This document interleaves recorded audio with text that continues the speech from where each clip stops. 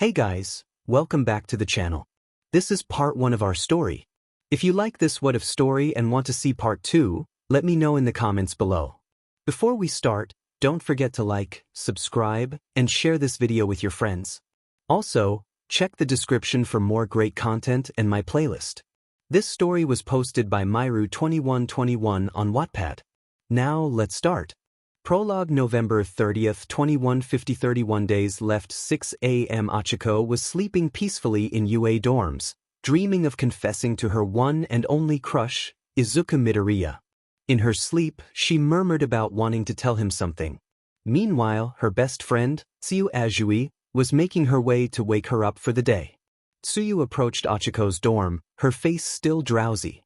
She knocked 3 times and called out, reminding Ochaco that it was Monday. As Ochaco continued to mumble in her sleep about her feelings for Izuku, Tsuyu raised her voice to get her attention. The sudden call startled Ochaco awake, causing her to float momentarily due to her quirk. Tsuyu, hearing the commotion, checked in on her friend. Ochaco reassured her that she was fine and just needed a few minutes to freshen up. After a brief moment, she landed softly on her bed and began to prepare for the day. Tsuyu expressed her concern about Ochaco oversleeping, especially with their written exams scheduled for that day. Finally dressed in her school outfit, Ochaco announced her readiness for classes, her cheerful tone evident. Tsuyu noted her bubbly mood, and Ochaco playfully deflected, insisting she hadn't been daydreaming. Tsuyu, however, recognized Ochaco's genuine feelings for Izuku and supported her whenever she wanted to share. Tsuyu then suggested that Ochaco ask Izuku for help with studying, knowing he consistently performed well on exams. Ochaco, feeling teased, questioned if Tsuyu was trying to set her up. Tsuyu insisted she was serious and admitted she could use help too. Ochaco agreed to ask Izuku before class began. Before leaving the dorm, they headed to the lounge for breakfast. Ochaco greeted her classmates, receiving a response from Todoroki, who was enjoying his homemade soba. She inquired about Izuku, only to learn he had already gone to class, which left her feeling a bit disappointed. With little time to prepare a proper meal, Ochaco settled for mochi and scrambled eggs. As she cooked, Mina surprised her, causing Ochaco to jump. Mina greeted her enthusiastically and then asked about her feelings for Izuku, leaving Ochaco flustered. Mina playfully pressed for details, but Ochaco pleaded for her to stop, embarrassed by the attention. Todoroki chimed in, teasingly suggesting that Mina was right. Ochaco, feeling overwhelmed, protested, but Mina pointed out that Todoroki had brought it up. Yaoyorozu intervened, suggesting they focus on their exams instead.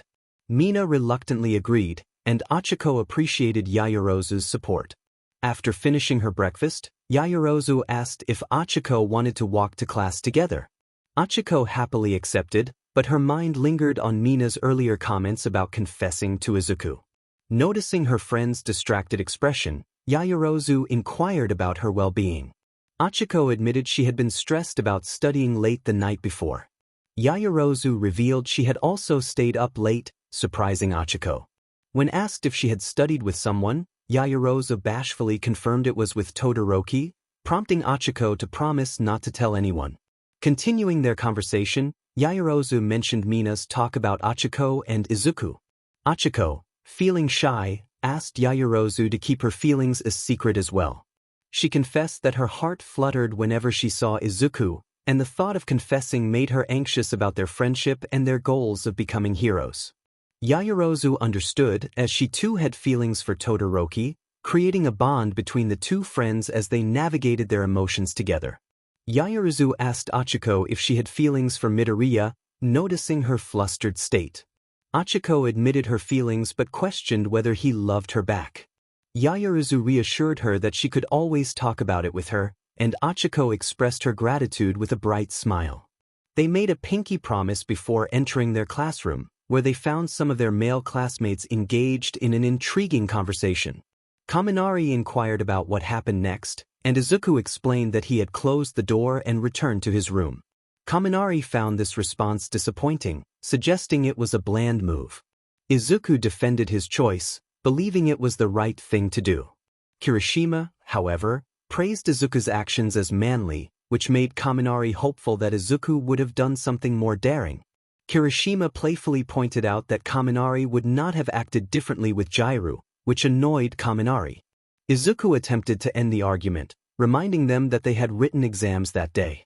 Just as the discussion was about to escalate, Ida intervened, emphasizing the importance of respecting each other's boundaries as heroes.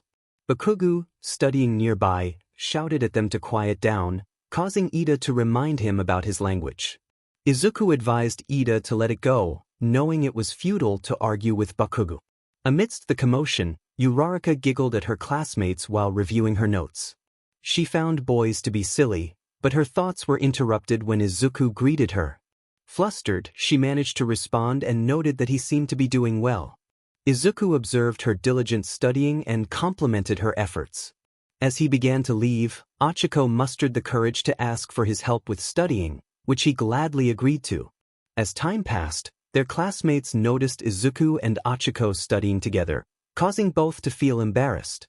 When the bell rang, their homeroom teacher, Izuocha, arrived with a stack of exam papers. He instructed the class to settle down and explain the exam procedures, emphasizing the importance of completing it within the allotted time. Ida inquired about practical exams, and Izuocha informed them that those would be postponed due to facility renovations, much to the class's delight. Izuocha announced that once they completed their written exams, they could leave for winter break, which excited the students. As the exam progressed, many students rushed to finish, while others took their time. When the 2-hour mark was reached, Izuku and Ochaco were among the last to submit their exams. They thanked Izuocha for his patience, and he bid them farewell as they left the classroom. Walking back to the UA dorms, Ochaco expressed her hope that she had passed, despite her doubts. Izuku reassured her with a warm smile, and she thanked him. The silence between them made Ochaco flustered, but she decided to break it by mentioning the excitement of winter break. Izuku agreed, albeit nervously, and they discussed the possibility of training during the break as their facilities were being refurbished. Curious about Izuku's plans, Ochaco learned that he intended to train and visit his family. They shared a laugh over their similar plans, and as they continued walking, they overheard other students speculating about their relationship. Ochaco stopped in her tracks, feeling flustered and her heart racing. Izuku noticed her sudden pause and approached her, concerned. Izuku expressed concern as he noticed Ochaco's flustered state, realizing she hadn't even acknowledged his presence. He called her name several times, but it seemed to have no effect on her panic.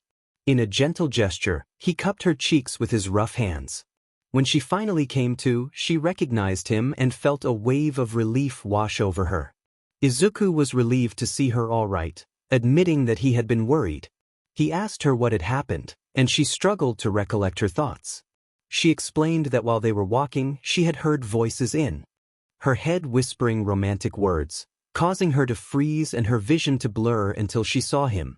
As she shared her experience, Izuku continued to hold her cheeks, and she felt a rush of embarrassment at their closeness.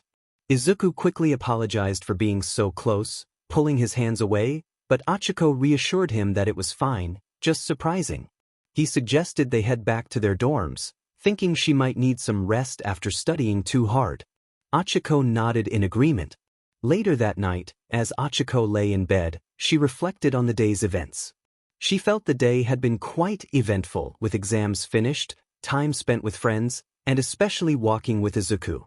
Her thoughts kept her awake, and she opened her phone to read messages from her friends, hoping it would help her sleep. She noted that Mina wanted to hang out, so you wished her good night, and Yaoyorozu reminded her to continue their earlier conversation. After reading each message, she felt drowsy and tucked herself into bed, thinking about finding the perfect gift for Izuku. Just as she was about to drift off, a new message caught her attention. Her heart raced as she opened the message from Izuku. He asked how she was doing and if she had rested well, which made her smile at his thoughtfulness. He then tentatively asked if she wanted to go out the next day, assuring her it was fine if she was unavailable. The excitement of possibly being asked out on a date overwhelmed her, and she had to stifle a squeal with her pillow. Meanwhile, Izuku was training hard outside the UA dorms, eventually deciding he needed to study for the upcoming written exams. After packing up, he headed inside. While drinking water in the lounge, he heard a loud noise from a classmate's dorm and felt compelled to check it out. Using his quirk, he sprinted to the source of the sound and found Ochaco's dorm with her lights still on.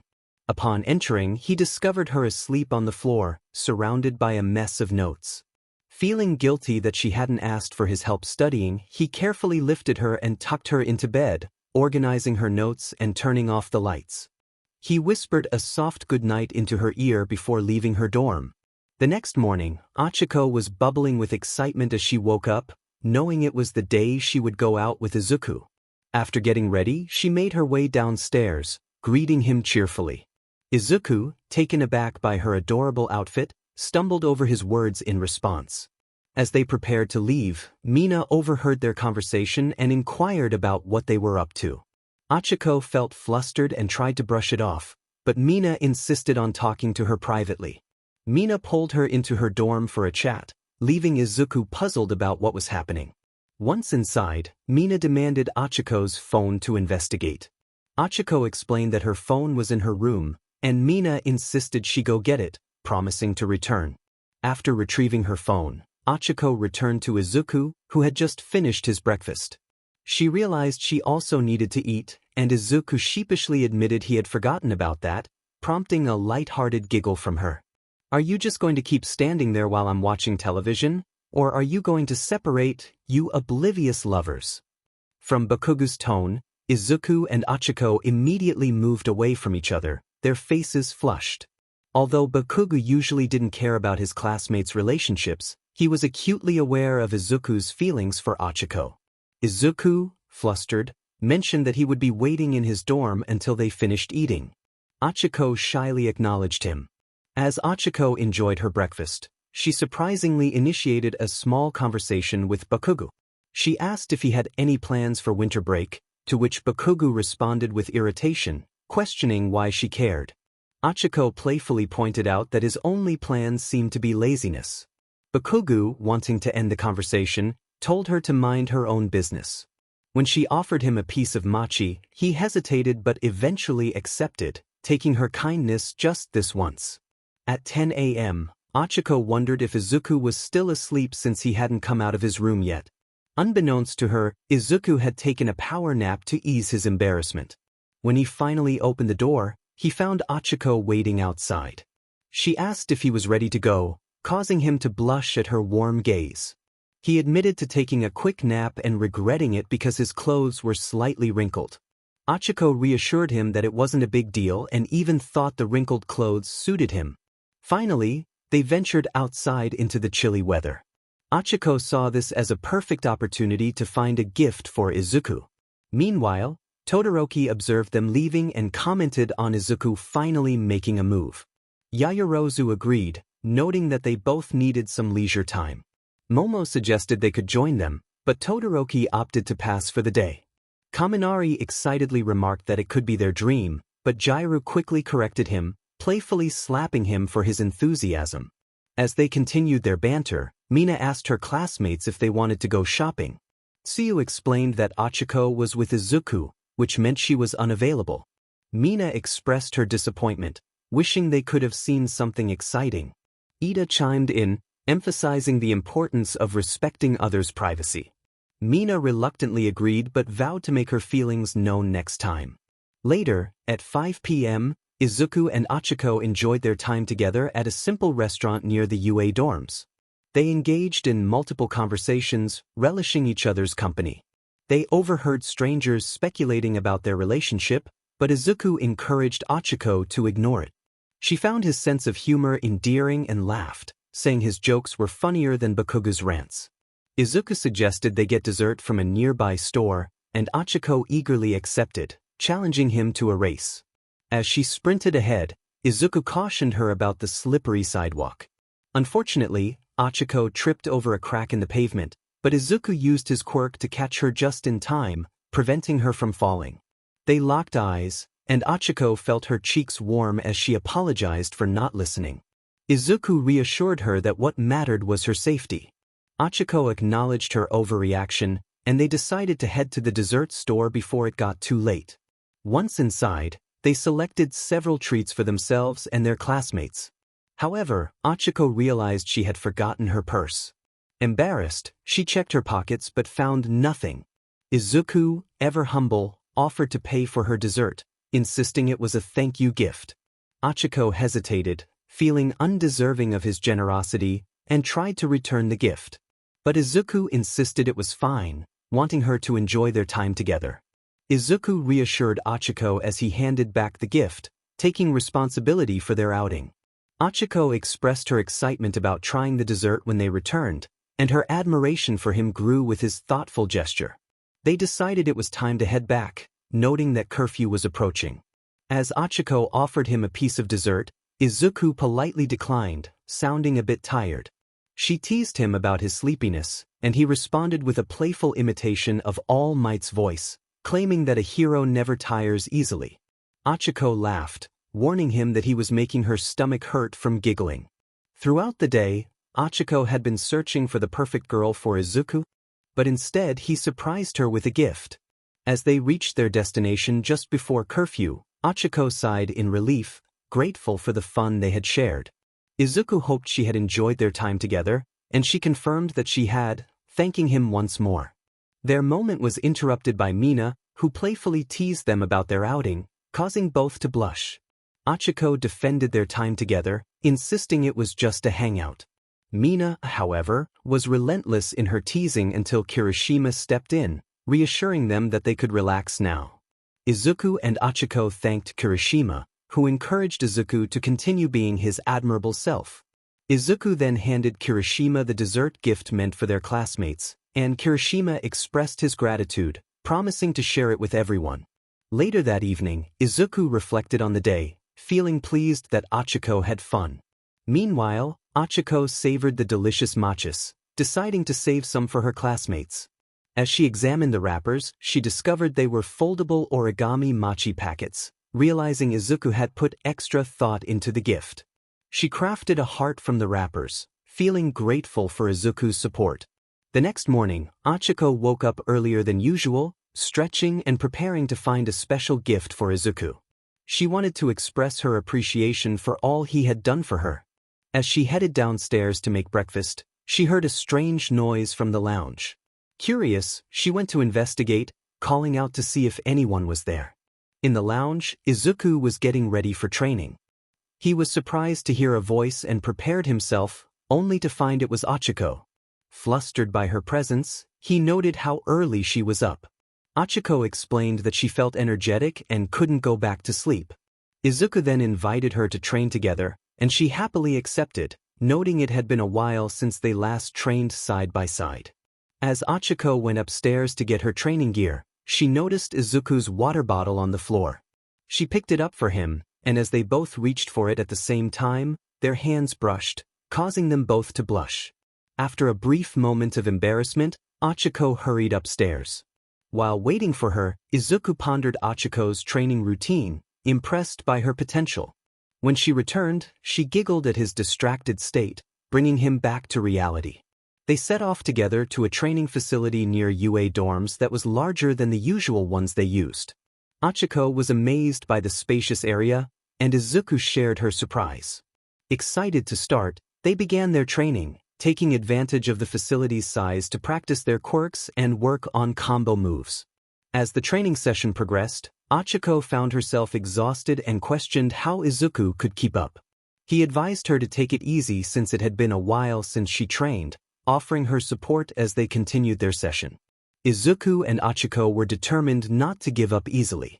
Izuku quietly admired Ochaco, finding her adorable. After their training session, they took a well-deserved break on a bench. Ochaco, curious, asked Izuku if he trained with their classmates or just her. Izuku replied that it was a bit of both. She inquired about who he usually trained with, feeling a hint of envy. Izuku mentioned that he trained with her, sometimes with Todoroki, and even Bakugo. Ochaco could picture the two rivals training together. Izuku added that he couldn't forget about Ida, who was the expert on leg days, prompting a giggle from Ochaco. Izuku accidentally called her cute, which caught Ochaco's attention. When she asked if he had said something, he quickly corrected himself, saying it was nothing. As they continued their break, A purple-haired student entered the training facility, greeting Izuku. It was Hitoshi 𝐀𝐮𝐭𝐡𝐨𝐫, who expressed surprise at seeing him. They exchanged pleasantries, and 𝗀𝐮𝐭𝐡𝐨𝐫 mentioned that he had been training there since their last encounter. Izuku asked if 𝗀𝐮𝐴 planned to join the hero class, and 𝗀𝐮𝐴 confirmed that he would be officially joining Class 1A after winter break. Izuku introduced Ochaco to 𝗀𝐮𝐴, who recognized her as the girl who could float. After a brief exchange, Izuku mentioned he was going to take a shower, prompting Ochaco to wave goodbye as he left. 𝗀𝐮𝐴 then turned to Ochaco, expressing confusion about why she called Izuku Deku. She explained that it was a nickname she used for him. 𝗀𝐮𝐴 noted that he thought they might be a couple, which made Ochaco blush. She insisted that it wasn't like that, feeling embarrassed. 𝗀𝐮𝐴 acknowledged that he might have misunderstood but noted that they seemed like a perfect couple.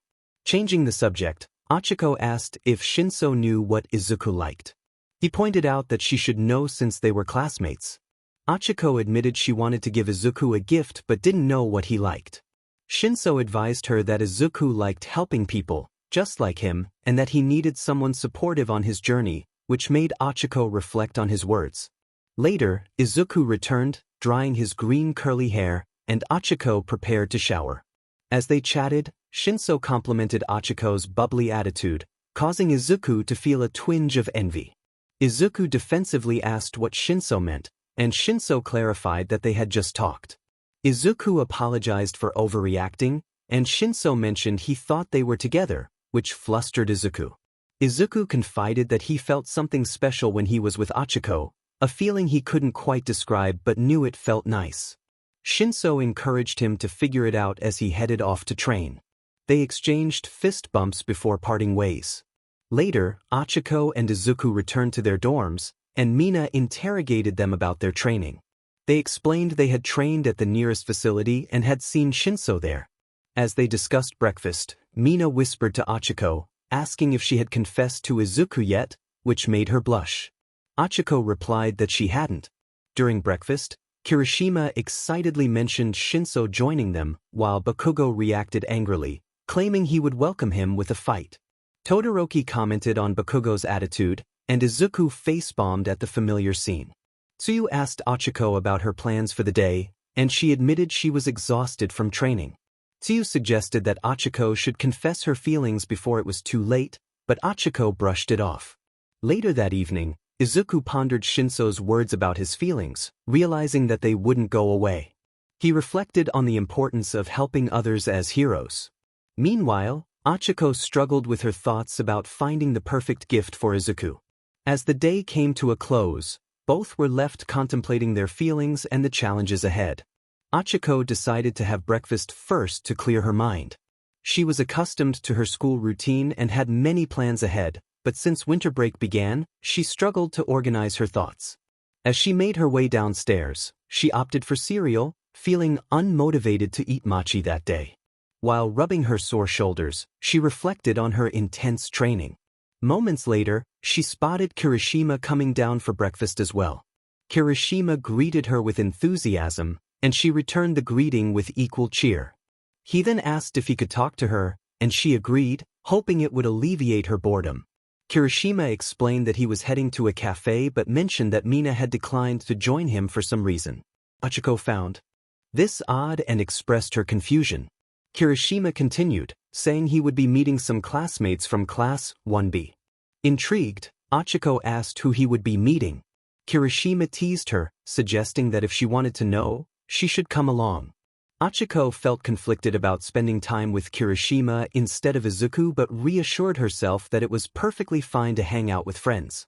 Kirishima playfully commented on her decision, which made her cringe slightly, and she pointed out that his words could be seen as a bit offensive. He apologized, admitting he was still trying to find the right words. After finishing her breakfast, Ochaco asked if he could wait while she changed. Kirishima agreed, giving her a thumbs up. After a warm shower and dressing in comfortable winter clothes, she called out to Kirishima, ready to go. He quickly finished washing his dishes, and they headed outside to walk to the cafe. As they walked, Ochaco remembered to text Izuku, letting him know she was with Kirishima and heading to a nearby cafe. Just as she sent the message, 𝐀𝐮𝐭𝐡𝐨𝐫 suddenly warned her to look out. Before she could react, he stepped in front of her, using his quirk to shield her from an oncoming vehicle. Concerned, he asked if she was okay. Ochaco assured him she was fine but felt guilty for not being more aware of her surroundings. 𝐀𝐮𝐭𝐡𝐨𝐫 explained that he had a feeling she wouldn't react in time, which made her feel a bit better. However, she noticed that his clothes had been damaged in the process, and she expressed her regret. 𝐀𝐮𝐭𝐡𝐨𝐫 reassured her that her safety was what mattered most. He added that if Izuku had been there, the vehicle wouldn't have been damaged. Ochaco was shocked to find that her flip phone had been damaged in the incident. 𝐀𝐮𝐭𝐡𝐨𝐫 expressed disappointment at the loss, and she sadly acknowledged it. The driver of the vehicle approached them, grateful for 𝐀𝐮𝐭𝐡𝐨𝐫's intervention. He insisted on giving them money as a token of appreciation for saving his life. 𝐀𝐮𝐭𝐡𝐨𝐫 hesitated, feeling uncertain about accepting it, but the driver insisted, stating that life was more valuable than material possessions. 𝐀𝐮𝐭𝐡𝐨𝐫 ultimately decided to give the money to Ochaco, knowing she needed it more. Grateful, she thanked both 𝐀𝐮𝐭𝐡𝐨𝐫 and the driver, feeling fortunate to have such supportive people in her life. As they continued on their way, 𝐀𝐮𝐭𝐡𝐨𝐫 reminded her that helping others was what heroes did. They soon arrived at the cafe, where they spotted two familiar faces. 𝐀𝐮𝐭𝐡𝐨𝐫 was greeted warmly by a silver-haired friend, and they exchanged enthusiastic greetings. 𝐀𝐮𝐭𝐡𝐨𝐫, another friend, approached with a bear hug, expressing excitement at seeing 𝐀𝐮𝐭𝐡𝐨𝐫 again. After introductions, 𝐀𝐮𝐭𝐡𝐨𝐫 and Kendo, Class 1B's president, welcomed Ochaco. She was eager to finally meet Kendo, having missed the chance during their joint training exercise. As they settled in, Ochaco engaged them in conversation about their experiences with hero training while 𝐀𝐮𝐭𝐡𝐨𝐫 recounted the story of their earlier incident. Later, 𝐀𝐮𝐭o𝐡𝐨𝐫 concluded the story, explaining how the driver had given them money before they left. 𝐀𝐮𝐿𝐫 was surprised by the turn of events, and Kendo remarked that it might even make the news. Ochaco couldn't help but think about how Izuku would react if he saw the news of her and 𝐀𝐮𝐭𝐡𝐨𝐫's involvement in the incident. She felt a pang of regret, wishing Izuku had been there with her. Curious about their dynamic, 𝐀𝐮𝐭𝐡𝐨𝐫 asked 𝐀𝐮𝐿𝐫 and Kendo if they were a couple, considering their invitation to the cafe. Kendo felt a bit flustered at the question about her relationship with 𝐀𝐮𝐿𝐫. She insisted that they were just friends, despite 𝐀𝐮𝐿𝐫's growing feelings for her. As they prepared to leave the cafe, Kendo glanced at her watch and suggested it was time to go. 𝐀𝐮𝐿𝐫 bid farewell to 𝐀𝐮𝐭𝐡𝐨𝐫 and Ochaco, who were also leaving. They all shared a laugh when Kendo pointed out that they attended the same school and didn't really need to say goodbye. After leaving the cafe, they walked back to the UA dorms together. Once they reached the dorms, 𝐀𝐮𝐭𝐡𝐨𝐫 playfully suggested they could say goodbye now. They exchanged their farewells and headed to their respective rooms. 𝐀𝐮𝐿𝐫 then turned to Kendo, feeling a question bubbling up inside him since their friends were around. He asked her if she thought 𝐀𝐮𝐭𝐡𝐨𝐫 was right about them being together. Kendo, curious, asked why he thought that. 𝐻𝐻𝐿𝐫 shyly admitted that he believed they were now a couple and leaned in to kiss her cheek, making her blush. Kendo, surprised and embarrassed, questioned his boldness, but 𝐻𝐻𝐿𝐫 confidently confirmed his feelings and attempted to kiss her cheek again. Kendo playfully pushed him away, insisting he needed to explain himself. Meanwhile, 𝐀𝐮𝐭𝐡𝐨𝐫 and Ochaco were walking back to the dorms when Ochaco asked him if he knew what Deku liked. 𝐀𝐮𝐴𝐫 bluntly stated that it was obvious Deku liked her, which caught Ochaco off guard. She initially thought he was joking, but 𝐀𝐮𝐴𝐫 assured her he was serious. As they arrived at their dorms, Mina, curious about their outing, asked 𝐀𝐮𝐴𝐫 what was in the bag he carried. He revealed it contained a cell phone and some desserts. Mina assumed they were for her, but 𝐀𝐮𝐴𝐫 clarified they were for Ochaco, explaining he wanted to take responsibility for her phone after the day's events. Ochaco was touched and thanked him, hugging him tightly. Just then, Izuku called out to Ochaco, expressing concern over her lack of response to his messages. He was relieved to see her and grateful to 𝐀𝐮𝐴𝐫 for bringing her back. Ochaco reassured him that she was fine and excited to see him again. 𝐀𝐮𝐴𝐫 then shouted that he had desserts, which drew the attention of their classmates. Later that evening, Kendo's prediction came true as Class 1A learned about 𝐀𝐮𝐴𝐫 and Ochaco's budding relationship through the news. Ochaco, overwhelmed by the kindness she received, felt undeserving of such attention and gifts, especially since it wasn't even Christmas yet. She realized she had forgotten to find a gift for Deku, feeling a pang of disappointment. The next morning, Ochaco woke up feeling bored and tired. A knock on her door startled her, and she was thrilled to hear Deku's voice. When he entered, he blushed at her casual appearance. Concerned about her outfit, he averted his gaze, prompting Ochaco to realize what he meant. She quickly covered up, and once she was dressed, Deku entered with breakfast he had prepared. Ochaco was delighted and grateful, especially when she learned he had sought help from Sato to make it look cute. The compliment made her blush, and in a flustered moment, Deku panicked and rushed out, leaving Ochaco to reflect on his words. Izuku, feeling flustered himself, was approached by 𝐻𝐼ro, who asked if he wanted to train together. Izuku agreed, intrigued by the mention of the UA dojo, which he hadn't known existed. Meanwhile, Ochaco spotted Izuku leaving with his training gear and felt a longing to apologize for earlier but hesitated, deciding to seek advice from her classmates about Deku's feelings instead. "I haven't seen him at all," Ochaco said, her mood gloomy. Hagekure noticed her friend's distress and asked if she was okay. Ochaco explained that she wanted to apologize to Deku, but he hadn't heard her and left with his training gear. Hagekure's curiosity piqued at the mention of training gear. Maybe that's where Midoriya is going. They're probably training together, she suggested. Ochaco's spirits lifted slightly at the thought.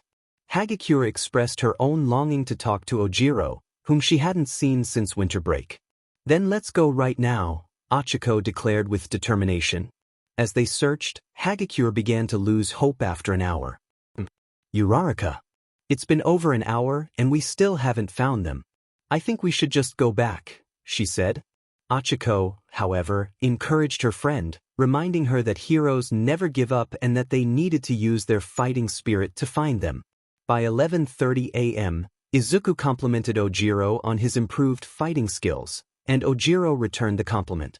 Suddenly, Hagekure shouted at 𝐻𝐼ro, reminding him of a promise he made to take her to a cafe. Meanwhile, Ochaco felt a pang of disappointment as Deku seemed to ignore her. When she confronted Izuku about ignoring her, he seemed confused.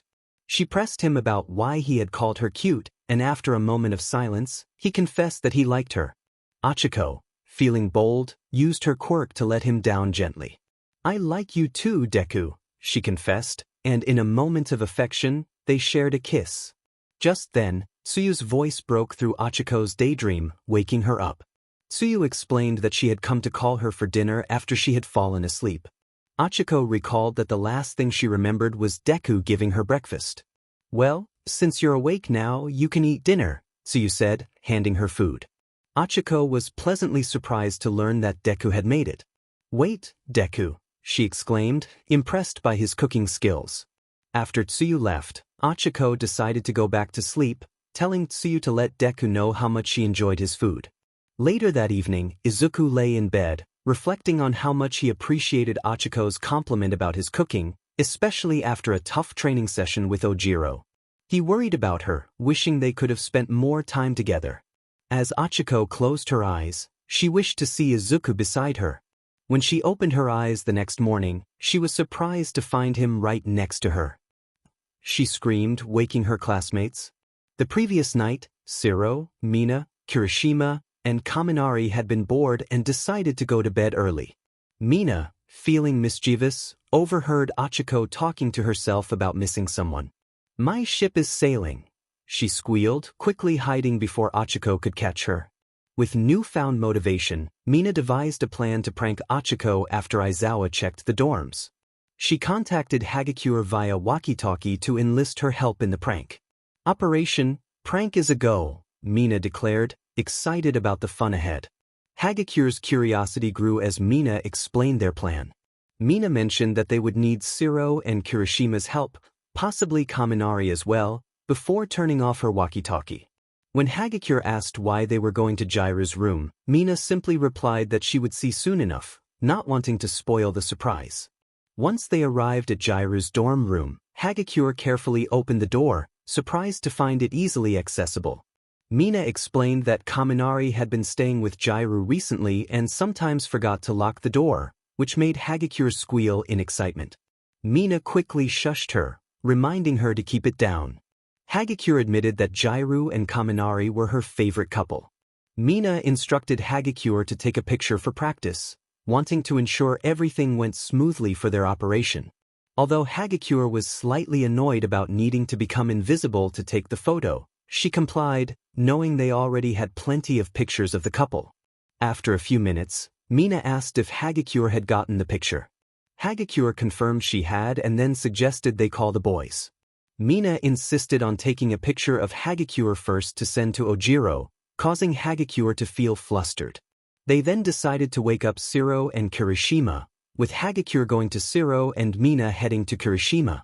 Hagakure knocked on 𝐬𝗧𝗟's door, and he opened it immediately, asking what she wanted. When she explained that Mina needed his help for a prank, 𝐬𝗧𝗟 reluctantly agreed to join in. Meanwhile, Mina called out to Kirishima several times, but he didn't respond, deep in sleep. Frustrated, Mina decided to wake him up with a gentle kiss on the cheek, which confused him. Mina giggled and explained that they were planning a prank. Kirishima, still half asleep, asked why she was there, and Mina excitedly revealed their plan. She asked him to wake up Bakugo, knowing she couldn't do it herself. Kirishima confidently agreed to the task. Minutes later, Kirishima shouted for Bakugo to wake up, but Mina warned him to keep it down. Bakugo's grumpy voice came through the door, asking what they wanted. When Mina explained the prank, Bakugo eagerly asked who the target was. Kirishima answered that it was Midoriya and Uraraka, and Bakugo reluctantly agreed to help, but only after this was over. Mina was thrilled to have Bakugo on board, but he warned her to lower her voice, threatening her with a headache. After Bakugo's loud outburst woke up several classmates, they regrouped with Hagakure and 𝐬𝗧𝗟 to finalize their plan. Mina laid out the details, instructing Bakugo to make Midoriya unconscious. Bakugo grumbled but agreed, while 𝐬𝗧𝗟 was tasked with tying them up face to face. Kirishima would carry them, and Hagakure could leave after that. Hagakure happily yawned, excited for the prank. Bakugo entered Izuku's room without hesitation, calling out for him. When Izuku woke up confused, Bakugo quickly subdued him, carrying him out to Kirishima. Mina instructed Bakugo to get Uraraka next, and though he hesitated, he went to her room, glad to find the door unlocked. He tried to wake her up, but she was a deep sleeper, mumbling in her dreams. Bakugo carried her out bridal style, and Mina teased him about being a gentleman. With Kirishima thanking Bakugo, he took Izuku, and Bakugo headed back to his dorm, ready for some rest. Mina was ecstatic about the prank, and 𝐬𝗧𝗟 used his quirk to tie up Izuku and Uraraka. Mina couldn't help but take pictures, excited about how embarrassed they would be when they woke up. The next morning, Izuku and Uraraka slowly regained consciousness, realizing their predicament. Izuku felt embarrassed as he noticed their bodies pressed together, struggling against the tape that held them. As Uraraka opened her eyes, she was startled to see Izuku so close, both of them caught in a surprising situation. Deku greeted Ochaco with an embarrassed tone, and her surprised scream startled their classmates awake. Mina, the first to arrive downstairs, greeted them both cheerfully. Ochaco, blushing intensely, asked Mina if she was responsible for the situation. Mina playfully reminded her that Ochaco had expressed how much she missed Deku. Feeling guilty for involving him in her prank, Ochaco apologized to Deku, who confessed that he missed her too, sharing her embarrassment. Ochaco pleaded with Mina to let them go, but Mina insisted they stay tied up for a while longer. Eventually, Ochaco's tears convinced Mina to release them, and they rushed to their dorms, flustered. Mineta, the second to arrive downstairs, was eager to know what had happened, but Mina swiftly dismissed him with a playful slap. Throughout the day, whenever Izuku and Ochaco were together, they couldn't help but blush, reminded of Mina's prank. Aizawa, having witnessed the entire event, chose not to intervene. Later that evening, Ochaco struggled with her new phone, having only used a flip phone before. She noticed a new message and opened it eagerly. It was from Deku, expressing how much he missed talking to her and wishing her a good night. Ochaco felt her heart race at his words and quickly replied that she missed him too. The next morning, Ochaco woke up early to start her daily routine. While cleaning her room, she found a note by her door from Deku, asking her to meet him at the bus station at 7 a.m. Wondering why he didn't just ask her in person, she decided to go. Meanwhile, Bakugo was awakened by his buzzing phone at an early hour. Annoyed by Cammy's messages, he initially ignored them but eventually checked. Their conversation quickly turned into a playful argument, with Cammy insisting they should go out that day. Bakugo reluctantly agreed, realizing he had no choice but to follow her plan. He decided to wake Izuku, kicking his door to rouse him from sleep. After a bit of roughhousing, Bakugo managed to get Izuku up and informed him about the meeting at the bus station. Izuku, confused but compliant, agreed to meet Bakugo there. As the morning progressed, Bakugo grew impatient waiting for Ochaco. Izuku, trying to strike up a conversation, was met with Bakugo's irritation. When Bakugo bluntly asked if Izuku liked Ochaco, he blushed and clarified that he only saw her as a friend. Bakugo, muttering under his breath, told Izuku to act like strangers for a moment. Finally, as the clock struck 7 a.m., Ochaco arrived at the bus station, breathing from her run. She greeted Izuku happily, who was flustered by her presence. Bakugo, impatient, reminded them that they needed to get going. Bakugo was already inside the bus when he asked if they were getting on. Izuku responded as he climbed aboard, letting Bakugo know they were on their way. Ochaco expressed her surprise at Bakugo joining them, and Izuku apologized for not mentioning it earlier. She thought to herself that it would be an interesting trip. Once they settled in, they noticed Cammy sitting in one of the seats. She greeted Bakugo with a warm hug, which caught him off guard and left him momentarily breathless. Ochaco recognized Cammy from their previous encounter during the hero license exam, while Izuku noted her familiarity with him due to his distinctive green hair. Flustered by the attention, Izuku felt a twinge of envy from Ochaco, who introduced herself with a cheerful tone. Cammy recognized her as the floaty girl, and they exchanged pleasantries.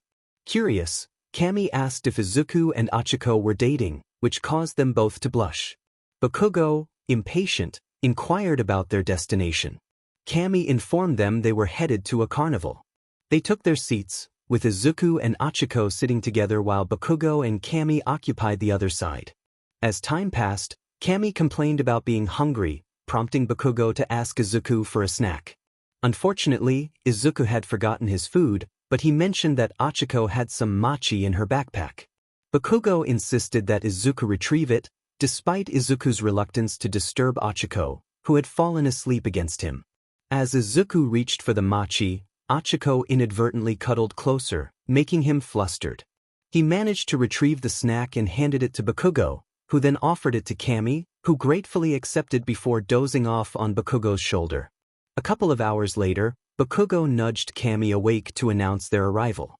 Ochaco expressed her excitement about experiencing a carnival for the first time, revealing that her family had never had the opportunity to enjoy such leisure activities.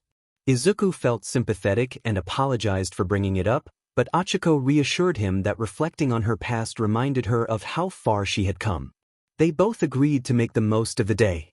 Cammy noticed Izuku and Ochaco still seated and called out to them, but Bakugo jokingly suggested they could stay put. Cammy playfully punched Bakugo for his rudeness, which led to a light-hearted exchange.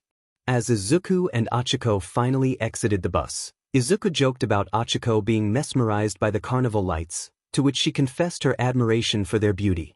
They entered the carnival, ready to enjoy games and fun. Although Bakugo was less enthusiastic about the outing, Cammy encouraged him to compete against Izuku, igniting his competitive spirit. One of the games they played was Ring the Bell, where Bakugo confidently declared he would win. As he took his turn, he swung the hammer with all his might but missed the bell. Izuku then stepped up, swinging the hammer with determination and ringing the bell without using his quirk. The game conductor announced him as the winner, and he received a teddy bear as a prize. Proud of his achievement, Izuku offered the bear to Ochaco, believing she deserved it more. Despite her protests, she accepted it, touched by his generosity. Bakugo, unwilling to accept defeat, demanded a rematch, but Cammy encouraged him, reminding him that not every competition could be won. Bakugo warned her not to call him Bube again, but Kami playfully suggested they head to the Ferris wheel. She took his hand, and they made their way there, with Izuku and Ochaco following closely behind. Once on the Ferris wheel, they admired the view of the carnival, with Ochaco holding her teddy bear and sitting next to Izuku, both of them captivated by the beauty around them. However, he was thinking of someone else when Ochaco spoke. Meanwhile, Kami was cuddling Bakugo throughout the ride, and a small grin appeared on his face. Afterward, they bought iced tea, courtesy of Bakugo, and left the carnival to catch the bus back home. It was 8 p.m. when the group fell asleep together on the bus. Bakugo woke up first, realizing that curfew was approaching. He checked his phone and exclaimed that they needed to leave immediately. Izuku, also waking up, asked what was happening. Bakugo informed him about the curfew and suggested they wake the girls. However, seeing Kami and Ochaco deep in sleep, Bakugo decided they would have to carry them instead. He picked up Kami in a bridal style, and Izuku agreed to carry Ochaco as well. Once they exited the bus, Bakugo explained the rest of the plan. He mentioned that he needed to go to the illusion girls' dorm, which was not part of UA, while Izuku and the others would head back to UA. Izuku confirmed he understood. Bakugo warned him not to tell anyone about this, or he would not hesitate to take action. Izuku nodded, feeling a bit intimidated. Bakugo then used his quirk to navigate the city quickly before curfew, while Izuku used his quirk to return to the UA dorms. Upon arriving safely, Izuku hoped no one would see them in their current state. However, as he closed the front door, he was interrupted by Mina and Kirishima, who spotted them immediately. Izuku greeted them bashfully. Mina teased him about carrying Ochaco, causing him to blush. He explained that she was asleep, and Mina sarcastically acknowledged it.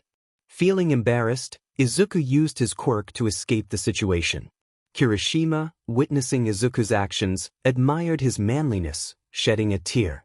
Mina then playfully asked why Kirishima didn't carry her like that, but this time, her teasing had no effect on him. He decided to pick her up, causing her to blush and demand he put her down, which he quickly apologized for. Meanwhile, Bakugo arrived at Kami's dorm, expressing his frustration about the day's events. Kami interrupted him, admitting that she had wanted to cuddle with him all day. Bakugo responded with annoyance, but Kami teased him affectionately. Flustered, he thanked her before she drifted off to sleep.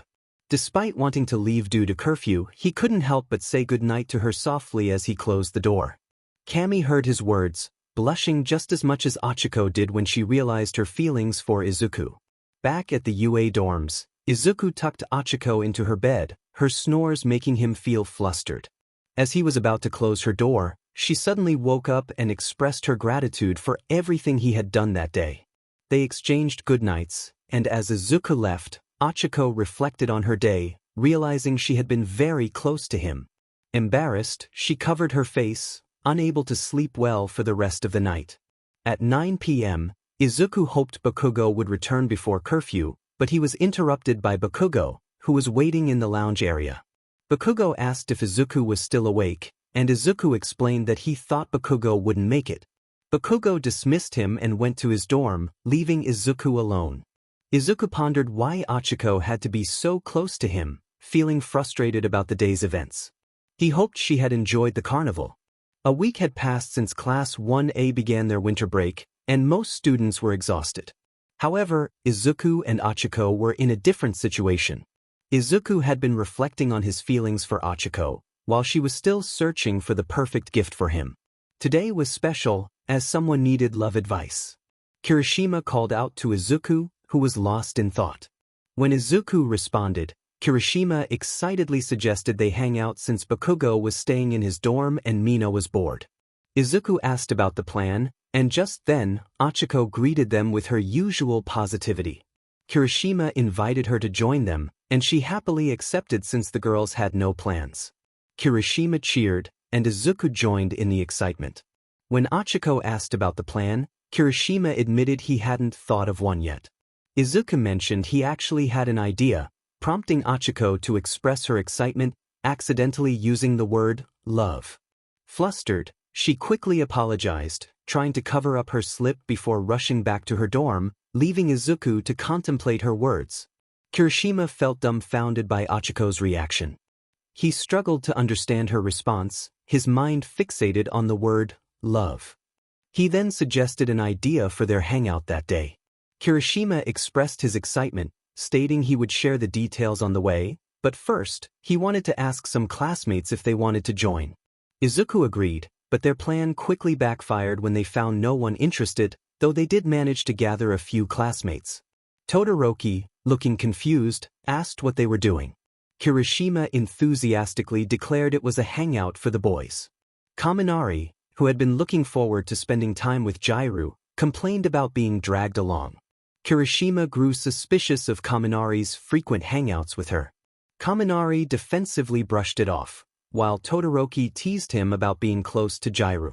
The banter escalated, and Bakugo interrupted, pointing out how pointless their argument was. Kirishima suggested they save the discussion for later, and Kaminari, frustrated, decided to leave for his dorm. As the boys wrapped up their argument, Ochaco overheard their conversation. Conflicted emotions surged within her, leading her to tears. Izuku, noticing her distress, decided to check on her. He approached her dorm and heard her sobbing. Concerned, he called out to her, but she insisted she was fine. Izuku, sensing her pain, urged her to let him in. Ochaco hesitated, but eventually he entered. She quickly hid her face, feeling vulnerable. Izuku reassured her, expressing his support. Ochaco, overwhelmed, hugged him tightly, seeking comfort. He held her close, whispering that he was there for her. After some time, Ochaco calmed down, and Izuku gently asked what was troubling her. She revealed that she thought their argument was about her, leading to her feelings of guilt. Izuku confirmed they had argued but reassured her it wasn't her fault. Ochaco expressed her regret and feelings of inadequacy, lamenting her existence and wishing she had never fallen in love with him. Izuku listened, his heart aching for her. He finally spoke, telling her she was brave, optimistic, and appealing, and that her presence inspired him. Hearing his words, Ochaco felt a surge of emotion and kissed him, causing Izuku to blush.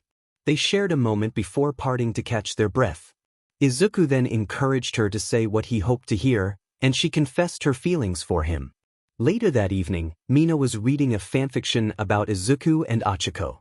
Kirishima greeted her and excitedly mentioned that Mina's love advice had worked.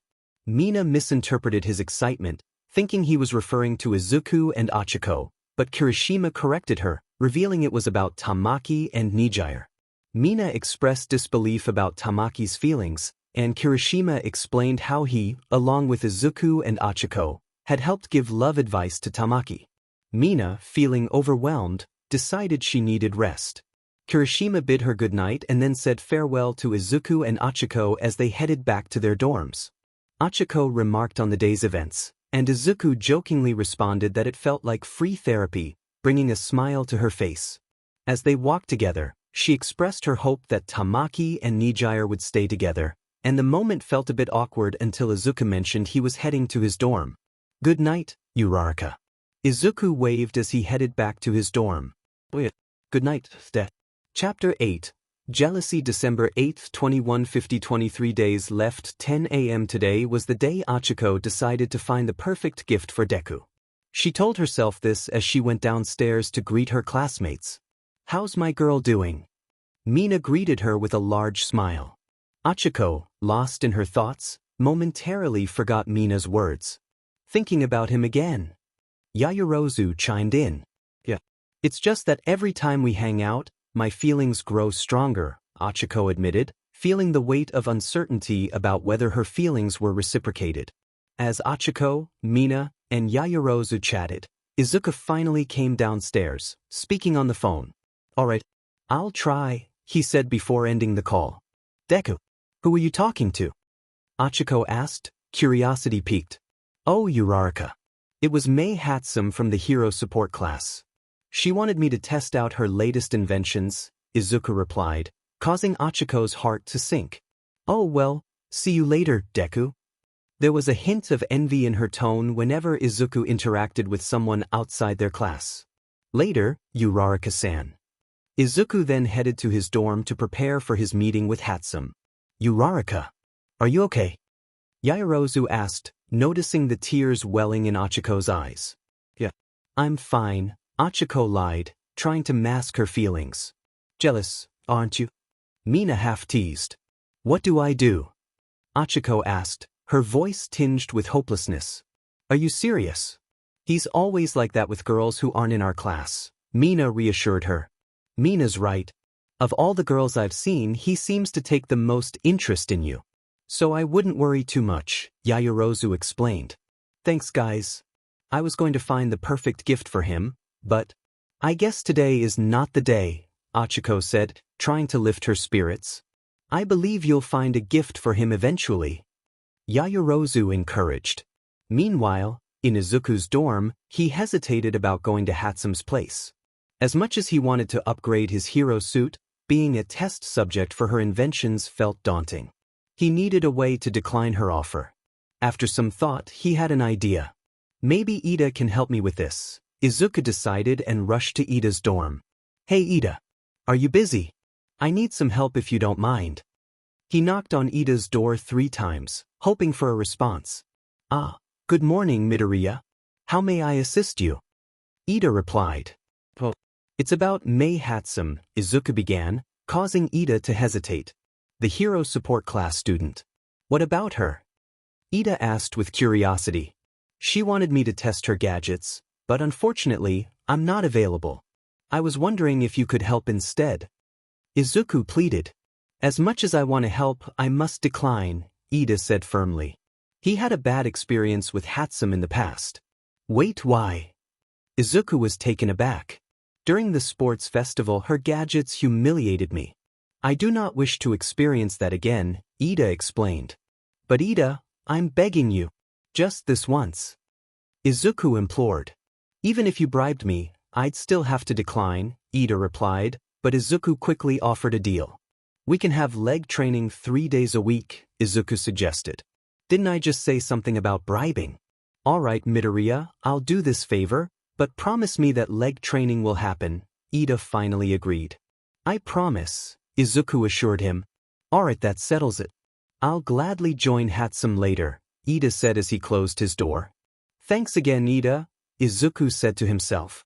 7 p.m. throughout the day, Class 1A had been bored until Mina decided to gather several classmates to play hide and seek. So how do we play this game? Todoroki asked, having never played before. All of us will draw from this hat to determine who will be the hiders and who will be the seeker. Once everyone's roles are assigned, the seekers will find the hiders in the dorms. And no quirks allowed, Mina explained as she handed out paper cards.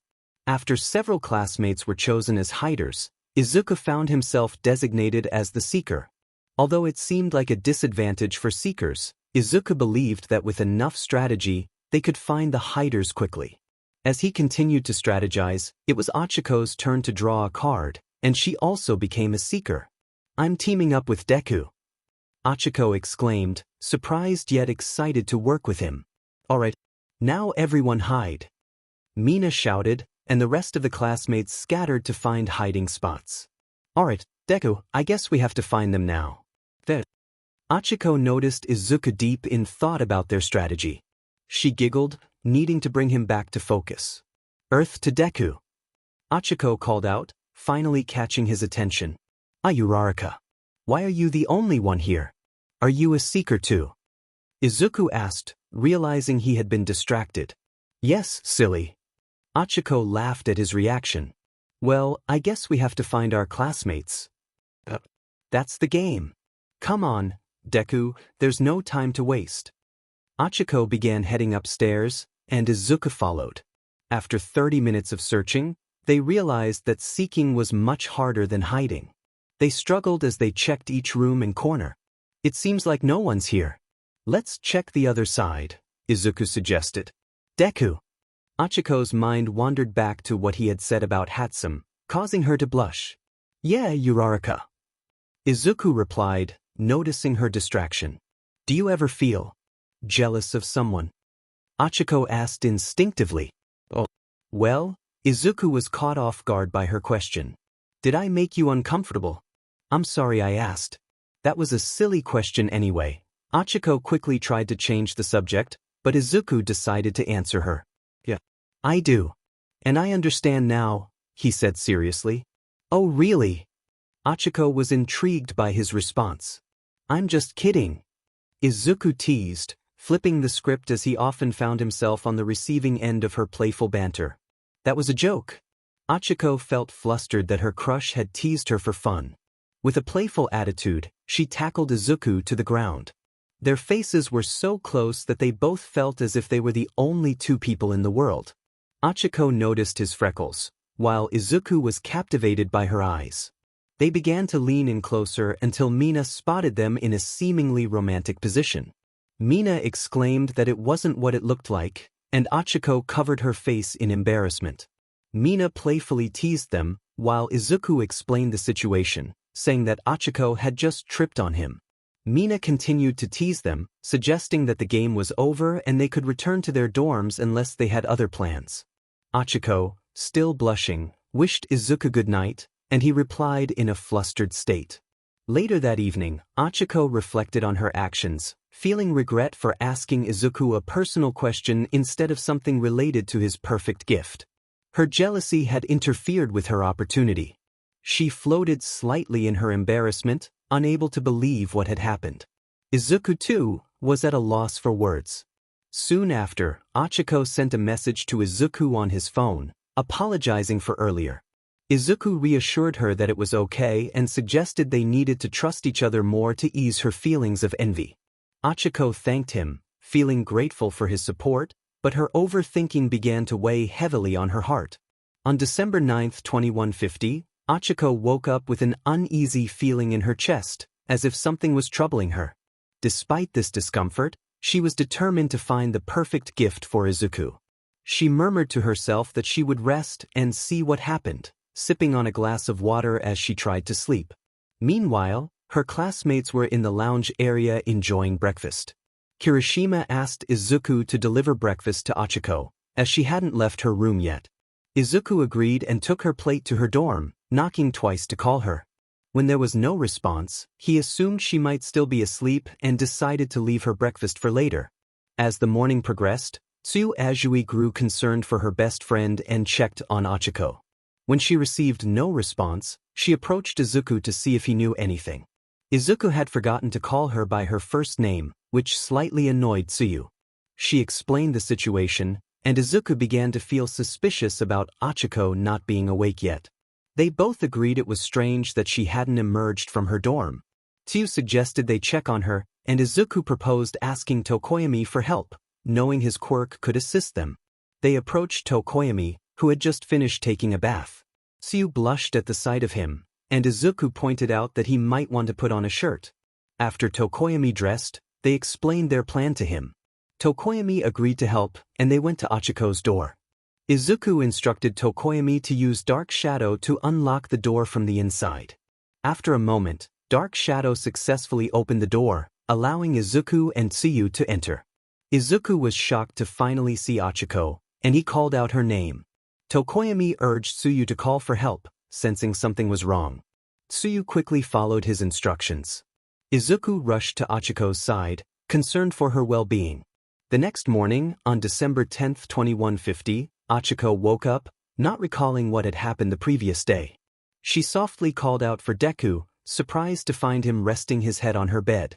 Unable to contain her joy, she hugged him tightly, waking him up in the process. Izuku was surprised to see Ochaco awake. She playfully questioned why he was so worried about her and why he was sleeping in her dorm. He asked her to let go of his arm, which was feeling a bit cramped from her hug. After she released him, he began to explain what had happened the previous day. Izuku held Ochaco's hand tightly, expressing his concern for her well-being. 𝐀𝐻𝐭yami reassured him that help was on the way. Izuku emphasized the importance of comforting her and suggested they get her to bed. Together, he and 𝐀𝐻𝐭yami gently lifted her to her bed. Just then, their classmates burst in, asking about Ochaco's condition. Izuku informed them that they were still trying to figure things out. 𝐀𝐮𝐭𝐡𝐨𝐫 asked what they should do, and Izuku instructed them to be her moral support while he sought help from someone at UA. As Izuku left the dorm, Ida tried to calm the panicking classmates, but they were too worried about Ochaco. Meanwhile, Izuku was deep in thought, trying to understand Ochaco's condition. He noted that her forehead was cold, indicating she didn't have a fever, and wondered if she had fainted. He decided to seek assistance from Class 3A, home to UA's Big Three, Mirio, Nijire, and Tamaki. Upon arriving at the Big Three's dorm, Izuku approached a student and introduced himself, asking to come in. The student, however, was dismissive and told him to leave. Just then, Mirio appeared and intervened, reminding his classmate to treat lower-class students with respect. After the student left, Mirio greeted Izuku warmly and asked what brought him there. Izuku inquired about Eri, and Mirio explained that she was often brought to their dorm for comfort. Relieved, Izuku asked to see Eri, explaining that his friend Ochaco hadn't been awake for some time and he hoped Eri could help. Mirio assured him that it wasn't embarrassing to ask for help. He mentioned that Mr. Aizawa had told them that Eri was there not just for comfort but also to help control her quirk. When Izuku and Mirio found Eri, she was happily playing with toys. Eri greeted Izuku with excitement and hugged him tightly. Izuku expressed his happiness to see her, and Nijire complimented their adorable interaction. Eri asked what Izuku needed, and he explained that he required her help with Ochaco. Eri eagerly expressed her longing to help, and Izuku encouraged her, asking if she was ready for the challenge. Afterward, the four of them returned to Class 1A's dorm, where chaos reigned. Classmates were shouting and trying to manage the situation. Ida attempted to restore order, but the panic was palpable. Eri felt a bit scared, but Izuku reassured her, taking her hand as they navigated through the chaos. Upon reaching Ochaco's dorm, they found Todoroki and Yaoyorozu attending to her. Izuku asked how she was doing, and Yaoyorozu explained that she was slowly recovering but had been in distress earlier. She had created a suppressor to alleviate Ochaco's pain. Todoroki added that Ochaco had been calling Izuku's name, which made them all feel sympathetic towards her situation. Izuku gently asked Eri if she could use her quirk to help Ochaco. Although hesitant at first, Mirio encouraged her, assuring her that she wouldn't hurt Ochaco. With newfound determination, Eri used her quirk, and a bright light emanated from her hands, enveloping Ochaco. Within moments, Ochaco began to heal, and everyone praised Eri for her incredible effort. As Ochaco's temperature returned to normal, Izuku expressed his gratitude to Eri for her help. Mirio and Nijire prepared to leave, but Eri hesitated, wanting to stay with Izuku for a while longer. Mirio couldn't deny her request, and Eri joyfully hugged him in thanks. Nijire reminded Izuku to take good care of Eri, and he promised he would. Izuku expressed his gratitude as Mirio and Nijire left his dorm. Todoroki inquired about what would happen next. Izuku explained that Eri was still frightened by the chaos outside, so he planned to stay with her for a while. Todoroki assured him to call if he needed anything before leaving for Ochaco's dorm. Yaoyorozu, just before departing with Todoroki, asked Eri if she wanted a snack. Eri politely accepted, and Yaoyorozu used her quirk to create chocolate candy for her. Eri thanked her as she left, leaving only Izuku, Eri, and Ochaco together. Izuku began to ask Eri what she wanted to do, but he was interrupted when Eri fell asleep on his lap. Realizing she must be tired, he gently carried her to Ochaco's bed and settled down himself. Yaoyorozu returned to ask Izuku another question but paused when she saw the three of them sleeping peacefully. She quietly closed the door, marveling at the wholesome scene. Later that evening, Izuku woke up to knocking at the door. Bakugo entered with a dinner plate, and Izuku thanked him. Bakugo asked if Uraraka was feeling better, to which Izuku replied affirmatively, crediting Eri for her recovery. They shared a laugh at Bakugo's comment about finally being able to rest without the chaos. Bakugo warned Izuku not to tell anyone about their moment, and Izuku promised he wouldn't. After Bakugo left, Izuku turned to Eri, hoping she would wake up. He gently caressed her face and she stirred, claiming she wasn't hungry. Izuku reminded her of his promise to Mirio to feed her dinner, and after some coaxing, Eri agreed to try some vegetables, even though she preferred sweets. As she took a bite, her expression brightened, and she happily declared the food tasted good. The next morning, Izuku found himself asleep in Ochaco's study chair, holding her hand and hoping she would wake up. When she did, he shared the story of their previous day, and Ochaco expressed her gratitude for everything he had done. Their bond felt stronger, even in small moments. Eri, waking up behind Ochaco, greeted her, and they exchanged cheerful words. Izuku checked the time and suggested it was time to go. Eri agreed, and he reminded Ochaco to rest as she was still recovering. She thanked him for his care, and as they left, she quietly referred to him as her hero. Later that evening, Ochaco lamented her inability to find the perfect gift for Izuku as she settled into bed. She reflected on the lesson she learned that big things can come in small packages, giggling at her own thought. 10 days passed, and Ochaco had experienced much during the winter break. While practicing yoga, she heard a knock at her door. When she invited the person in, it was Ginormous, still in her pajamas. Ginormous informed her that Iida had called everyone downstairs for something related to gifts. Ochaco thanked her and quickly rolled up her yoga mat. As Ginormous made her way downstairs, she was startled by Kaminari's loud greeting, causing her to drop her phone and crack the screen. Upset, she retaliated by using her quirk on him, but he apologized, albeit sheepishly. Ginormous then asked Kaminari if he was going downstairs, and he explained he had been asked to fetch Midoriya. Meanwhile, Izuku was changing his shirt after training when he received a message from Ochaco, who was also heading downstairs. They exchanged pleasantries through their texts, both feeling the oddness of the morning. When Izuku arrived in the lounge, he was greeted by his classmates. Kirishima asked about Ochaco's condition, and Izuku reassured him that she was fine. Ochaco greeted him warmly, inviting him to sit next to her, which he gladly accepted. As their classmates teased them about getting closer, Iida interrupted to announce a Christmas event called Secret Santa. Yaoyorozu explained the rules, detailing how each person would draw a name from a jar and give a gift based on a wish list, emphasizing the importance of keeping their identities secret to maintain the surprise. Bakugo added his own commentary, much to the annoyance of some. Iida explained that they had about 2 weeks to find the perfect gift. He emphasized that once a name was drawn from the jar, the students could begin filling out their wish lists for Christmas. After Iida and Yaoyorozu provided the instructions, each student took a turn pulling a name from the jar. The results were as follows. Izuku picked Ochaco, Ochaco picked Izuku, Todoroki picked Momo, Momo picked Todoroki, Kuda picked Mina, Mina picked Hagakure, Hagakure picked Ajuru, Ajuru picked Sato, Sato picked Iida, Kaminari picked Ginormous, Ginormous picked Kaminari, Iida picked Bakugo, Bakugo picked Kirishima, Kirishima picked Aoyama, Aoyama picked Mineta, Shoji picked 𝐶𝐮𝐲, 𝐶𝐮𝐲 picked Tokoyami, Tokoyami picked 𝐶𝐮𝐬, 𝐶𝐮𝐬 picked Shoji, and Mineta picked Kuda. Mineta expressed his disappointment at not drawing a girl, which earned him a swift reaction from 𝐶𝐮𝐬, who used her quirk to remind him to choose his words wisely. Mineta left the lounge, lamenting his luck. Meanwhile, Todoroki quietly observed while enjoying his soba, and Yaoyorozu was visibly excited about her Secret Santa assignment. Ginormous felt uneasy about most of the boys being her Secret Santa, but she secretly hoped for Kaminari.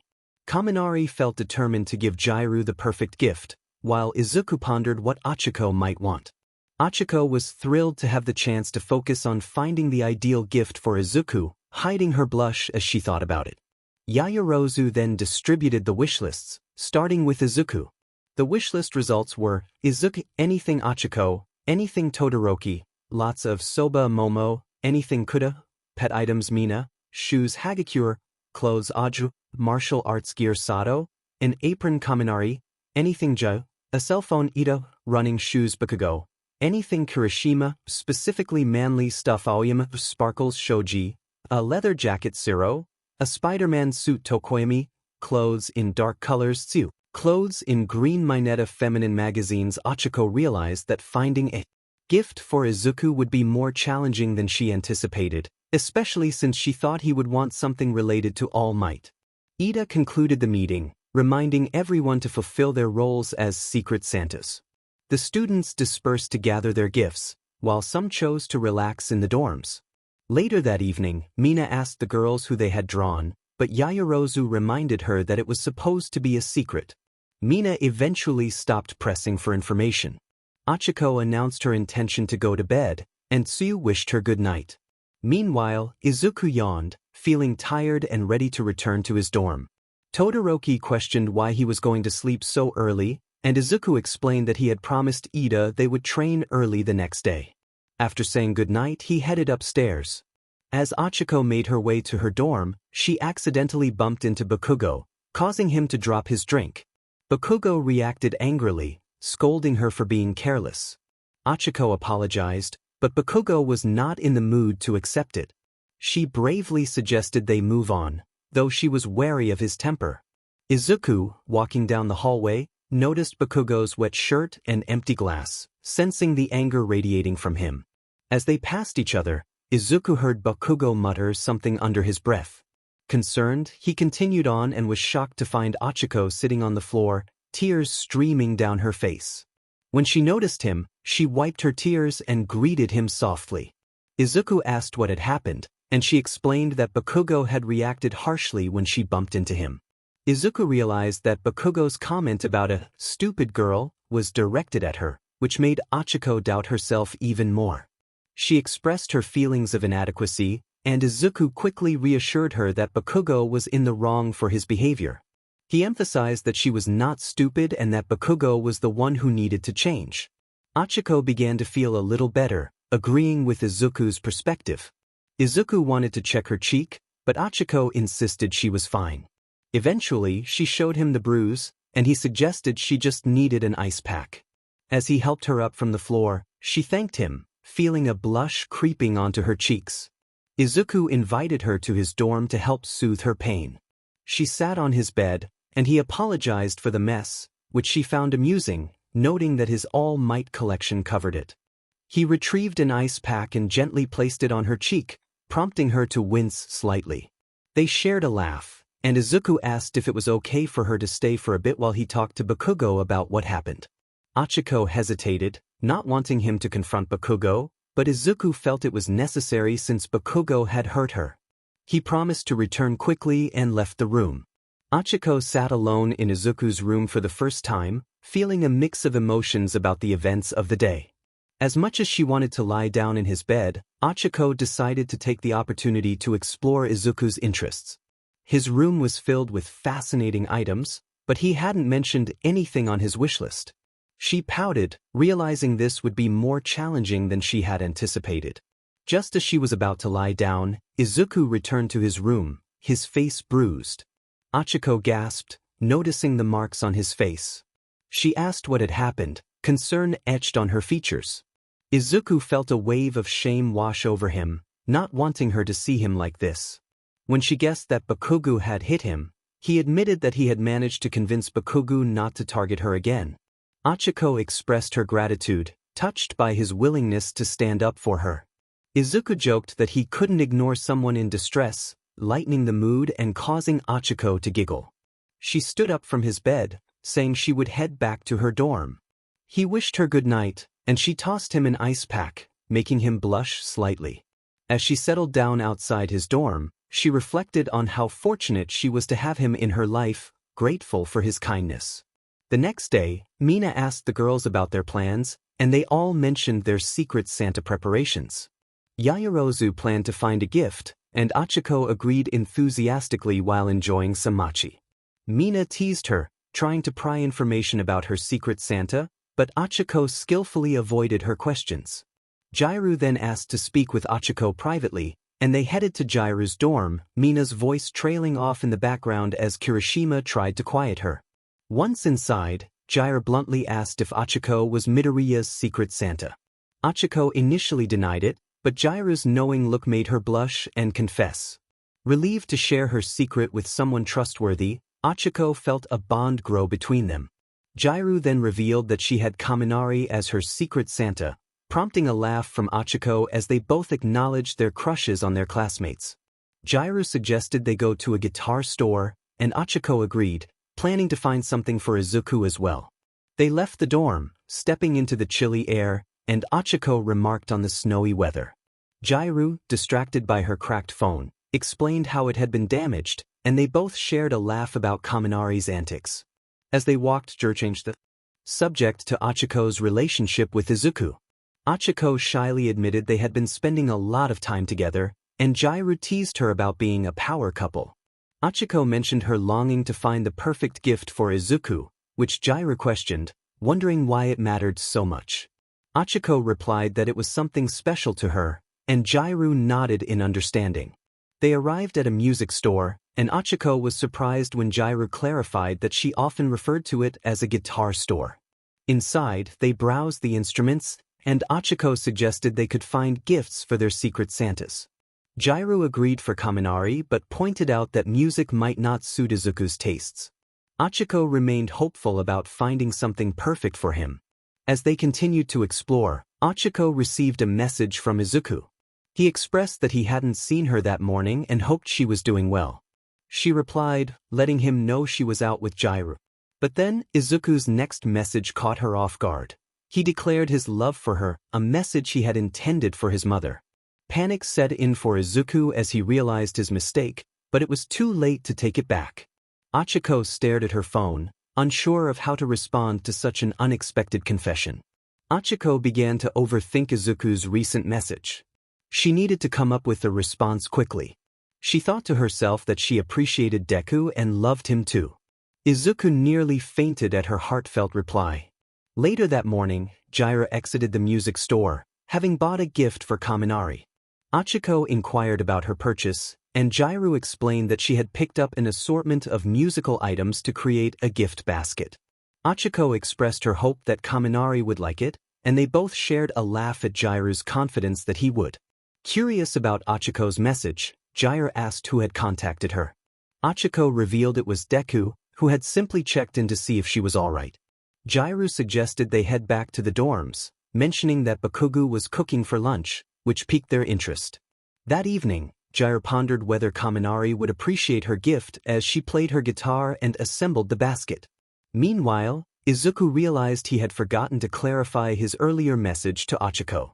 He quickly sent her a text explaining that his morning message had been intended for his mother, not her.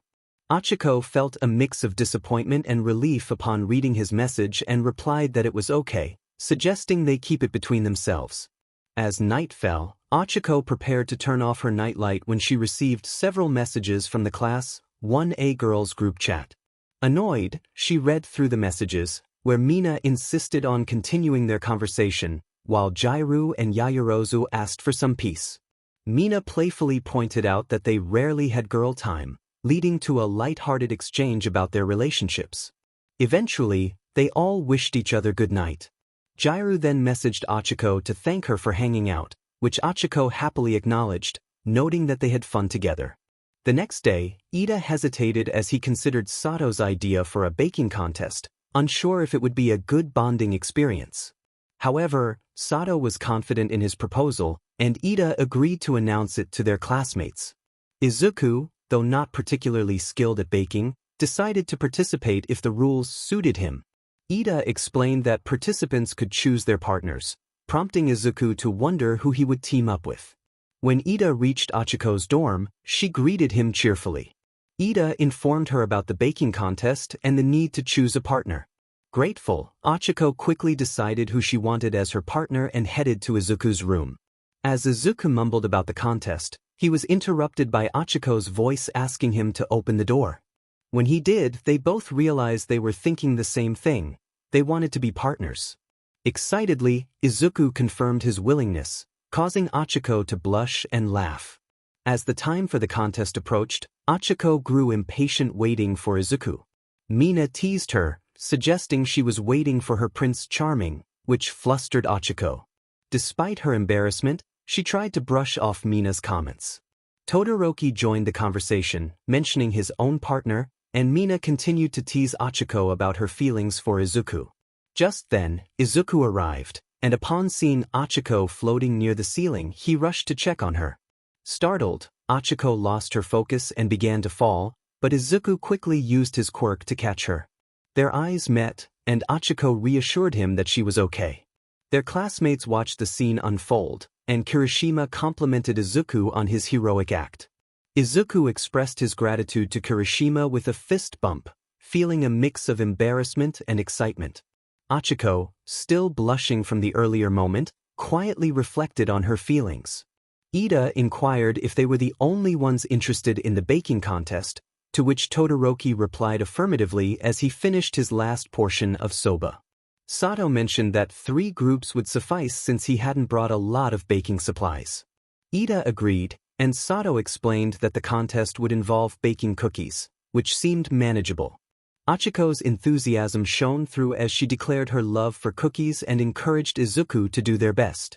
Kirishima, despite some hesitation, reassured Mina that they could handle the challenge. Momo asked Todoroki about his baking skills, and he admitted to having minimal experience but was willing to give it a try. Yaoyorozu appreciated their enthusiasm. Sato revealed the prize money of 15,000 yen, motivating everyone further.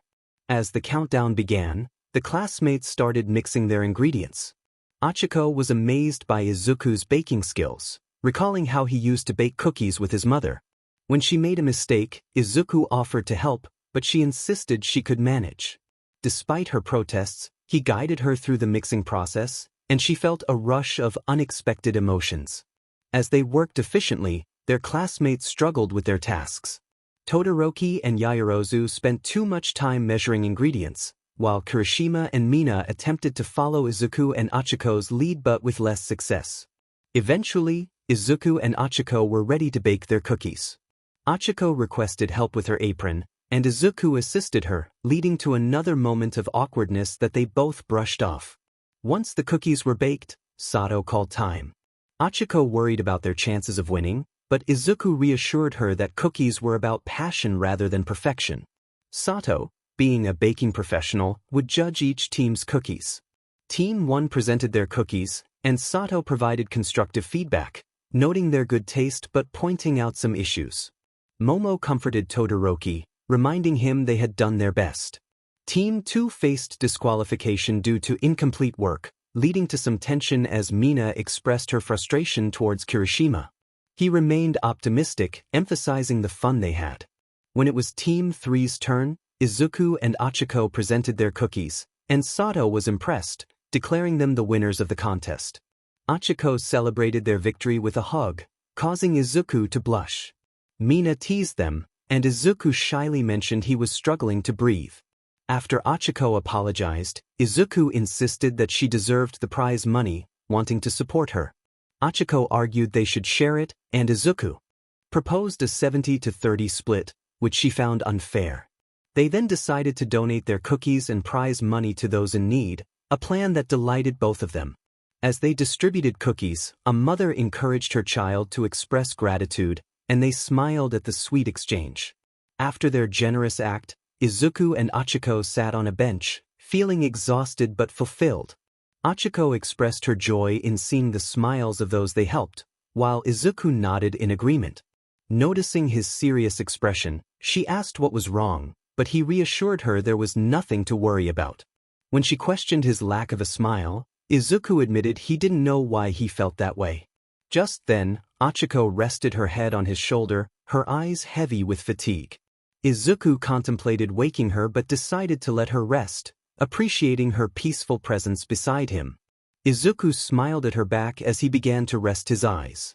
Chapter 14. Trapped Part 1 December 14, 2150 17 days left 7 a.m. After the events of the previous day, Izuku suddenly felt fatigued. He initially thought it was due to overworking himself during training, but he felt perfectly healthy, free from any numbness or muscle pain. Deciding to take a break from training, he only stretched his limbs. Suddenly, Kaminari called out to Izuku from the other side of his dorm. Izuku asked if he needed something, sensing the urgency in Kaminari's voice as he pleaded to be let inside. Curious about Kaminari's intentions, Izuku learned that it was an emergency. Little did he know, Kaminari had other plans. Izuku was skeptical about Kaminari's reliability, given his behavior in class. Despite this, Kaminari continued to plead, his voice growing desperate. With no other choice, Izuku opened the door, and Kaminari thanked him profusely before asking his question. Izuku, slightly annoyed, inquired what it was. expecting something important. Kaminari explained that he was trying to find a gift for his secret Santa. Izuku sighed in disappointment, realizing that this was not the emergency he had anticipated. "I'm sorry, Kaminari, but I can't really help you if I don't know who your secret Santa is," Izuku pointed out. However, Kaminari, still desperate, decided to disregard the rules of their event. "Come on, Midoriya. If that's the case, I'll just talk to Uraraka about this," Kaminari suggested, hoping to provoke a reaction from Izuku. Realizing he had fallen into Kaminari's trap, Izuku reluctantly agreed to help. "I knew you would help me, Midoriya. Anyway, before we get started, I have to tell you who my secret Santa is. It's Ginormous, isn't it?" Izuku guessed, and Kaminari's expression dropped in surprise. What do you mean?" "Of course, it's not her," Kaminari stammered, trying to hide his embarrassment. But Izuku explained his reasoning. "Considering how eager and desperate you are, I figured it had to be Ginormous." Kaminari eventually confessed, "Yeah, it's her." "Alright, now that we know your secret, do you know what she wished for?" Izuku inquired, eager to assist. However, Kaminari quickly turned the tables. "Hey, since you figured out my secret Santa, then who's yours, huh?" Kaminari pointed at him. Izuku hesitated, knowing Kaminari would pester him until he confessed. "It's Uraraka," he admitted shyly. "How lucky you are," Kaminari remarked with a sly grin. Izuku, feeling flustered, reminded Kaminari to keep their secret safe. Despite his reservations, he hoped Kaminari would honor the promise. "So, what does Ginormous want?" Izuku asked. "Well, it's super expensive, something only rich people can easily buy, and it made Ginormous really upset with me," Kaminari rambled, leaving Izuku more confused. "Kaminari." Izuku face-bombed at his friend's lack of clarity. "Oh right, she wants. Guess what it is? A cell phone." Kaminari exclaimed sarcastically. "I see. You can't afford it, can you?" Izuku replied, noticing Kaminari's panic. "Oh, I can afford it, alright. Of course I can't. If I hadn't broken her phone, this wouldn't have happened." Kaminari lamented, kneeling in despair. "That's why Ginormous is upset with you," Izuku said, feeling sympathy for his friend's plight. "My life is ruined. If I don't make her wish come true, she'll never like me again." Kaminari pleaded for Izuku's help. "Well," Izuku began, but was interrupted by a knock on his door. "Hey Deku, may I come in?" Ochaco called from the other side. Izuku panicked, realizing he needed to hide Kaminari. "Seriously, you have to hide, Kaminari. She can't know you're here." "But it's just Uraraka," Kaminari protested, but Izuku quickly covered his mouth. "I won't help you unless you hide right now." "Deku, is someone else with you?" Ochaco asked, hearing the commotion. Izuku lied, saying he was talking with his mom on the phone. She accepted his response and waited patiently for his permission. "Go hide under the bed," Izuku whispered, and Kaminari crawled under it. Izuku then opened the door for Ochaco, trying to appear calm. "Hey Deku. Good morning," she greeted him. "Good morning," he replied, attempting to maintain his composure. "So, what brings you here?" Izuku asked, trying to stay relaxed. "Well, I figured I wanted to hang out with you today." "Inside your dorm," Ochaco suggested, causing Izuku to blush. He thought he misheard her, but she repeated her request, making him blush even more. "I suppose that's fine. Considering there's a blizzard outside," he said, glancing at the window. "Exactly. So what do you say?" Ochaco asked again. "Can I clean my dorm first?" "I don't want you to see it messy," Izuku replied, prioritizing tidiness. "Oh sure. Go ahead, Deku," she said, closing the door to allow him to clean. Izuku checked on Kaminari, who was still under the bed. "So what now?" Kaminari asked. Izuku explained what had just happened with Ochaco, realizing Kaminari would have to stay hidden for a while. "But I don't want to. It's so cramped and there's so much dust. What if Uraraka hears me sneeze?"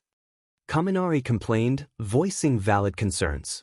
Understanding his friend's discomfort, Izuku quickly cleaned the dust to make Kaminari more comfortable. "I promise I'll help you later. Just try to relax while Uraraka's here, okay?" You better promise, Midoriya. My relationship is on the line, Kaminari insisted as Izuku concealed himself with books to avoid suspicion. Izuku opened the door for Ochaco again. Sorry it took a while. He apologized and she giggled at his sincere expression. So, do you have anything planned? She asked, leaving Izuku scrambling for ideas. So, he asked Ochaco instead. Ochaco suggested watching a film, and Izuku agreed, feeling excited about the idea. Thrilled by Ochaco's suggestion, he opened his laptop, and they began browsing his extensive collection of films.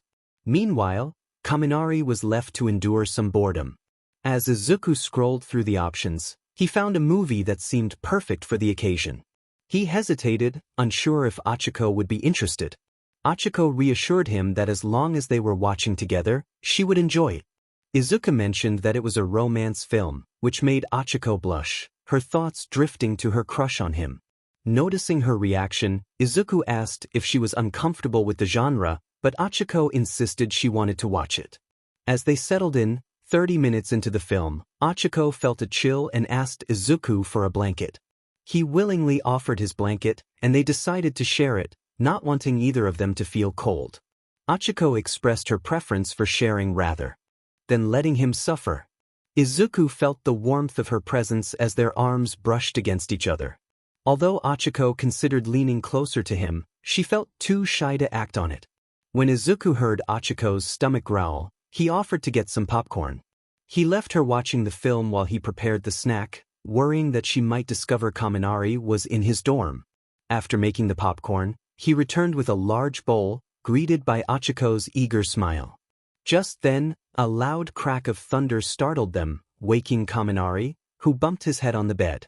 Ochaco grew suspicious when she heard Kaminari's voice, and Izuku tried to deny anything was wrong. However, he eventually confessed, allowing Kaminari to emerge from under the bed.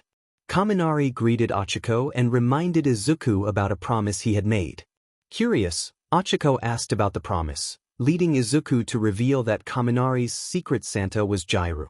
Ochaco was initially shocked but soon realized that 𝐀𝐮𝐭𝐡𝐨𝐫 and Kaminari were exchanging gifts.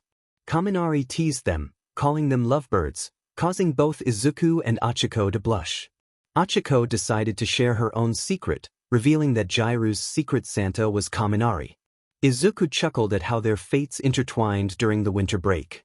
They continued watching the film, and when it ended, Ochaco critiqued the anticlimactic finale, agreeing with Izuku that the cliched kiss was overdone. Determined to create a romantic moment, Ochaco attempted to kiss Izuku on the cheek while he wasn't looking, but her chance slipped away when Kaminari knocked on the door. Izuku answered, and Ochaco felt disappointed for missing yet another opportunity. Kaminari asked Izuku for advice on gifting 𝐀𝐮𝐭𝐡𝐨𝐫 a new cell phone, contemplating whether to give her his own phone to make amends. Izuku encouraged Kaminari, reminding him that sometimes sacrifices are necessary for being a hero. After thanking Izuku, Kaminari left, and Izuku and Ochaco resumed their activities while the blizzard continued outside. Later that evening, Ochaco expressed her enjoyment of the day but hesitated to leave without having a romantic moment with Izuku. After a few failed attempts, she finally mustered the courage to ask if she could sleep in his room that night. Hearing her request made Izuku's heart race, and he was surprised at the thought of sharing a space with her. After a moment of contemplation, he agreed, deciding to sleep on the floor while Ochaco took his bed. As he turned off the light, he settled in for a peaceful night, while Ochaco felt her heart racing, pleased that she had finally taken a step toward her goal. The next morning, the blizzard had stopped, leaving a blanket of snow outside the UA dorms. Most of their classmates were still asleep, except for Todoroki and Yaoyorozu. Todoroki, still in his pajamas, sipped tea while watching the snow accumulate outside. He remarked to himself that they were likely trapped there for a while. Yaoyorozu greeted him and noted that the blizzard had ceased. After exchanging pleasantries, Todoroki offered her some tea, which she accepted. However, she found it cold, prompting Todoroki to use his quirk to warm it up instantly. Yaoyorozu admired his abilities, reminding him that having two quirks made him special, which brought a small smile to his face. Curious about their classmates still being asleep, Todoroki mentioned Izuku, who was usually an early riser. Yaoyorozu then commented on how much time Izuku and Ochaco had been spending together, and Todoroki agreed, sensing their growing bond. "Should we wake up our classmates now?" Todoroki inquired. Yaoyorozu, sipping her green tea, replied that while she wanted to wake them, she also wanted to respect their privacy. Todoroki suggested waking up Midoriya, believing he wouldn't mind being stirred at this hour. They both headed to Izuku's dorm, and Yaoyorozu was puzzled to find the door unlocked. She opened it to reveal Izuku and Ochaco cuddled together. Surprised, Yaoyorozu noted that they seemed to have been spending quite a bit of time together. Todoroki, however, thought it was normal for friends to be close. Ignoring Yaoyorozu's suggestion to let them sleep, Todoroki used his fire quirk to gently wake Izuku and Ochaco. After a moment, they began to feel the warmth and slowly woke up. "Good morning, you two," Yaoyorozu said, watching as Izuku and Ochaco exchanged embarrassed glances. Izuku asked how they had gotten inside, while Ochaco hid her blushing face. Todoroki explained that the door was already open, and Yaoyorozu added that they had seen them cuddling, as couples often do. The words made Izuku and Ochaco blush even more, recalling the events of the previous night. In a flashback, Ochaco had woken up in the middle of the night to find Izuku sleeping on the floor. Despite his insistence that he was fine, she felt pity for him sacrificing comfort. Deciding to sleep next to him, she crawled onto the floor and settled in front of his back. Initially flustered, she soon fell asleep peacefully as the blizzard howled outside. A little while later, Izuku woke up to find Ochaco instinctively hugging his stomach for warmth. He blushed and gently carried her back to his bed, lying down next to her. He couldn't help but admire her beauty as she slept, giving in to the urge to cuddle her softly. Ochaco snuggled closer, feeling safe and content. Back in the present, Todoroki asked if they wanted to help clean the snow outside or if they preferred to sleep more. Izuku and Ochaco shyly agreed to help. Yaoyorozu took Todoroki's hand, and they left the dorm. Izuku asked Ochaco if she had slept well, to which she nodded with a smile before heading to her own dorm to tidy up the mess they had made the day before. Later, as they gathered downstairs, Todoroki offered them green tea, which they gratefully accepted. Ochaco joked about Todoroki drinking something other than soba, making him chuckle. After finishing their tea, they all went outside, where Yaoyorozu created shovels with her quirk while Todoroki used his fire to melt large chunks of snow. By 10 a.m., they decided to take a well-deserved break after completing their tasks. Although some snow remained, Yaoyorozu reassured Todoroki that as long as there was a path to walk on, their job was done.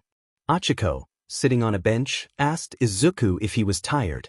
He replied that it felt like training to him when suddenly a snowball hit his face. Mina shouted, "Snowball fight," as their classmates rushed outside, armed with snowballs. Izuku teamed up with Todoroki, Momo, and Ochaco to take on Mina, Bakugo, Mineta, and Kirishima.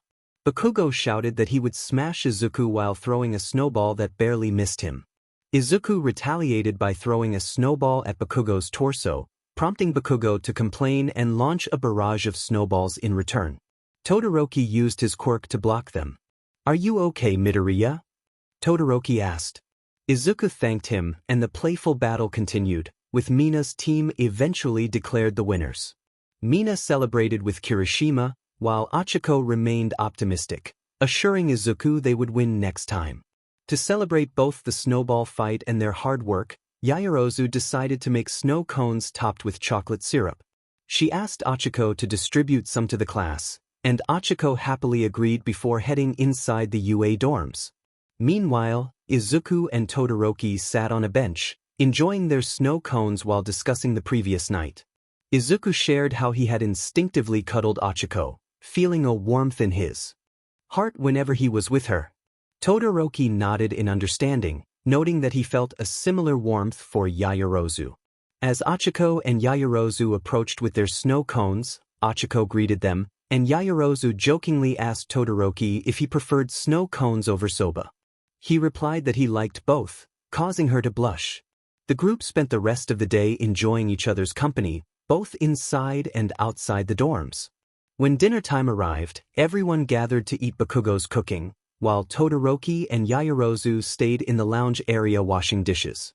Curious, Yaoyorozu asked Todoroki what he and Izuku had been discussing earlier. Without hesitation, Todoroki replied that they had talked about Izuku's feelings for Ochaco. Yaoyorozu listened intently, eager to learn more. The burning sensation intensified as Todoroki spent more time with Uraraka. He had such a complex perspective on Izuku's feelings that it genuinely shocked Yaoyorozu. She found it fascinating to discuss Midoriya's emotions. Todoroki expressed his hope that Izuku's feelings wouldn't trouble him too much, noting that sometimes a fire's rage could turn sparks into ash. Yaoyorozu complimented him, suggesting that he could be a philosopher. Todoroki acknowledged the lessons life had taught him, and they fell into a comfortable silence while washing dishes.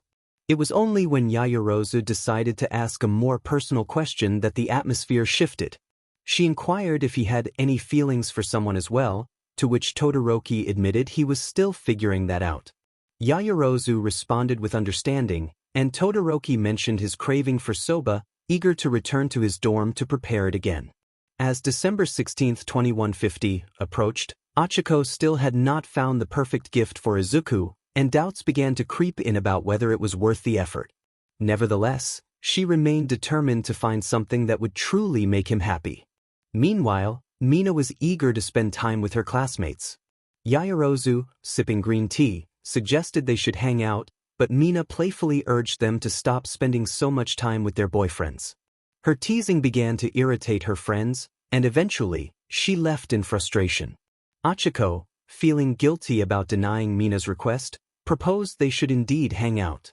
Throughout winter break, Mina struggled to maintain her cheerful demeanor, wanting a meaningful bonding experience before school resumed.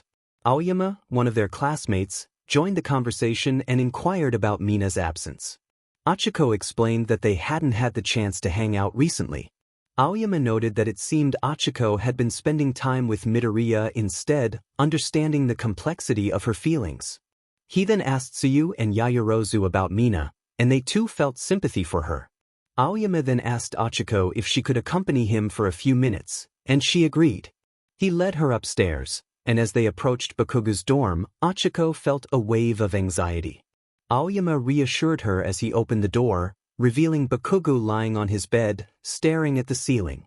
Aoyama asked Bakugu if he could leave to collect sparkles for the secret of Santa, and Bakugu granted permission. After Aoyama left, Ochaco felt nervous about being alone with Bakugu. Bakugu attempted to ease her fears, stating he wouldn't hurt her this time. He then expressed his longing to apologize for the incident when he had slapped her. Ochaco realized that this was the reason he had brought her there. Bakugu admitted that, despite his tough exterior, he respected her the most among their classmates. Ochaco was taken aback by his words, feeling unworthy of such respect but grateful nonetheless. She accepted his apology, and Bakugu urged her to leave before anyone noticed her presence. As Ochaco returned to her dorm, she found Izuku lost in thought about All Might, lamenting that he hadn't had a chance to speak with him this month. Meanwhile, Ochaco was determined to find the perfect gift for Izuku before Christmas. In their own worlds, they unknowingly bumped into each other in the hallway. Izuku greeted her, and they exchanged apologies for not noticing one another. An awkward silence fell between them until Izuku broke it by asking where she had been earlier. Ochaco explained that she had been in Bakugu's dorm, which surprised Izuku, given the recent incident between them. She reassured him that Bakugu had apologized, which Izuku found unusual for him, considering his usual demeanor. They said their goodbyes and returned to their respective dorms. Later that evening, Bakugu was doing push-ups when his phone buzzed. It was Cammy messaging him again. She asked if he had finally apologized to Ochaco, to which Bakugu confirmed he had. Cammy then playfully urged him to talk more, claiming his messages were making her feel a certain way. Bakugu was taken aback by her boldness and reluctantly agreed to continue the conversation, warning her not to say anything inappropriate. Meanwhile, Ochaco wanted to reach out to Izuku in a more direct manner. When she called him, he answered quickly, and they exchanged greetings. Ochaco mentioned brainstorming ideas for her secret Santa gift, and Izuku encouraged her, offering his help if she needed it. As they spoke, Ochaco felt herself blushing at his kind words. She asked if they could talk like this more often, and he readily agreed. After saying goodnight, Ochaco abruptly ended the call, leaving Izuku to realize he had forgotten to wish her a good night in return. She turned off her phone, squealing in excitement. Ochaco thought that Mina deserved a hangout. Those were her last thoughts as she switched off her nightlight. Chapter 17. The Outing Part 1 December 17, 2150 14 days left 8 a.m. Today was the day that Ochaco planned to make Mina happy by organizing an outing with their classmates. She thought to herself that she couldn't let Mina know about this yet. Perhaps she could ask Izuku for help. With that in mind, she decided to message him. Meanwhile, Izuku was still asleep, having chosen to skip training that day. He woke up to the sound of Ochaco's message. Ochaco's message read that it was super important for him to come to her room. As he read it, he made his way to her dorm, hoping it would be enough to convince him to assist with her plan. Ochaco waited patiently until Izuku finally arrived. He knocked twice, and she quickly pulled him inside, ensuring no one noticed. Izuku looked at her with concern, sensing something was off. He asked if everything was all right. Ochaco fidgeted with her fingertips and explained that it was about Mina. Surprised that she had called him for Mina, Izuku listened intently. Ochaco shared that Mina's mood had taken a downturn and that she had been feeling gloomy because she and the girls hadn't had a chance to hang out with her for a while.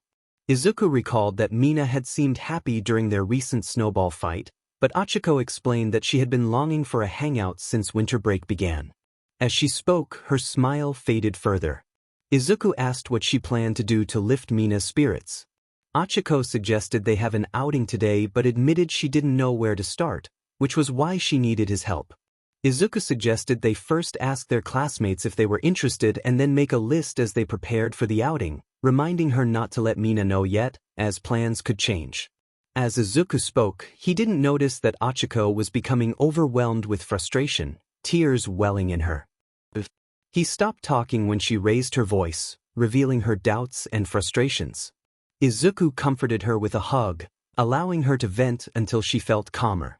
She asked if they could stay like that for a few minutes, and he agreed, happy to support her. 9 a.m. After a while, Ochaco calmed down, and Izuku was ready to help her with her plan. Knowing she wasn't in the mood to leave her dorm, he suggested she rest until she felt better. He quietly closed the door behind him, leaving Ochaco blushing from his kindness. Downstairs, Izuku found Kaminari, Todoroki, and Kirishima enjoying green tea. They greeted each other, and Todoroki offered Izuku some tea. Kirishima, with a concerned tone, asked if everything was all right with Ochaco, having heard her crying. Izuku explained that her frustration stemmed from not being able to hang out with Mina, which made Kirishima realize he hadn't seen Mina in a while. Feeling saddened by this news, Kirishima expressed concern for Mina's well-being. Izuku mentioned that Ochaco was planning an outing today and asked if they wanted to join. Kirishima eagerly agreed, wanting to help Mina feel better. Todoroki also agreed and said he would ask Yaoyorozu about it. Kaminari shrugged and decided to join as well, making Izuku smile with relief. Izuku thanked them and grabbed a plate of mochi before heading back to Ochaco's dorm. Meanwhile, Kirishima decided to check on Mina. Todoroki went to inform Yaoyorozu about the plan, and Kaminari planned to ask Jiraiya. Back in her dorm, Ochaco was messaging in a group chat with Yaoyorozu and Jiraiya. She informed them about Mina's sadness and suggested they organize an outing to cheer her up. Yaoyorozu thought it was a good idea, and Jiraiya agreed, noting that staying inside all day could be boring. Ochaco confirmed that the outing would happen today, and Jiraiya mentioned she would take a shower before joining them downstairs. After some chatting, they all began preparing for the outing. Izuku returned to Ochaco's dorm with breakfast, calling out to her as he opened the door. He was taken aback to find her in a casual outfit, and in a fluster, he quickly closed the door. Ochaco blushed from embarrassment but soon told him it was okay to open the door again. He handed her some mochi and green tea, and she thanked him, still feeling the heat from their earlier encounter. Izuku shared that Kirishima, Todoroki, and Kaminari had agreed to join the outing. Ochaco was glad to hear that, mentioning she had also asked Jiraiya and Yaoyorozu, who had both said yes. Meanwhile, Kirishima was knocking on Mina's door, concern etched on his face. He called out to her, asking if they could talk. After several attempts with no response, he was about to give up when Mina finally opened the door. Kirishima noticed the stress in her eyes and the disarray of her room, which looked as if it hadn't been cleaned in days. He gently caressed her cheek and asked what was wrong, but Mina hesitated, not wanting to talk about it. Kirishima encouraged her, asking where her smile had gone, but Mina expressed that she just couldn't take it anymore. The girls had been avoiding Mina for days, and now they were spending time with their boyfriends instead of her. Mina was overwhelmed with emotion, tears streaming down her face as she expressed her frustration. Kirishima gently caressed her cheek, looking into her eyes with concern. He reassured her that their classmates cared for her and mentioned that Uraraka had been upset that Mina was feeling this way. Mina was surprised to hear that Uraraka had been crying and began to calm down as Kirishima explained that they had planned a special outing to cheer her up. Realizing the effort her friends were making, Mina felt a wave of relief wash over her. In a moment of impulsive gratitude, she kissed Kirishima, who was taken aback but soon reciprocated her affection. Mina, feeling bold, insisted that they enjoy the moment together. Kirishima, feeling a surge of confidence, closed the door and embraced her, leading her to her messy bed. They shared a series of tender kisses, lost in the moment. Later, as they lay together, both breathing from the excitement, Mina playfully asked if they could do it again. They spent the rest of the day enjoying each other's company while their classmates wondered about their absence. Izuku and Ochaco decided to announce that the outing would be rescheduled for the next day since Mina was unavailable. That evening, Ochaco waved goodnight to Izuku as she returned to her dorm, still disappointed that Mina couldn't join them. Summoning her courage, she messaged Mina, curious about how she was feeling. Mina responded enthusiastically, saying she was better than ever thanks to Kirishima. Ochaco was puzzled by Mina's sudden change in mood but decided not to dwell on it as she turned off her nightlight, ready for sleep. The next day dawned with excitement. Bakugo and Izuku were sparring outside the UA dorms, but Izuku was holding back, knowing he needed to conserve energy for the outing. Frustrated, Bakugo suggested they head back, feeling the cold wind intensifying. As they made their way back, they found themselves lost in a thick fog, which only heightened Bakugo's irritation. Suddenly, a mysterious figure appeared, launching ice shards at them. They quickly dodged the attack, realizing they were facing a villain. Bakugo charged forward, but the villain countered with a powerful blow, leaving Bakugo reeling. Izuku, concerned for his friend, analyzed the situation, suspecting that the villain was being controlled. As Bakugo attempted to fight back, he found himself in trouble, and Izuku rushed to help. Just then, Todoroki woke up to the commotion and saw his classmates in danger. He quickly joined the fight, using his quirk to assist Bakugo. Izuku managed to break through the villain's defenses, but as they fought, they noticed that the villain was in distress, seemingly suffering from his own powers. Izuku urged Todoroki to be cautious, realizing that the villain's madness was not entirely his own doing. With teamwork, they subdued the villain, who collapsed, overwhelmed by the pain. Izuku approached him cautiously, offering comfort and reassurance. The villain, regaining his senses, expressed remorse for his actions. Izuku assured him that they had saved him, emphasizing that what mattered most was that he was no longer a threat. If it hadn't been for Todoroki, more damage might have been caused.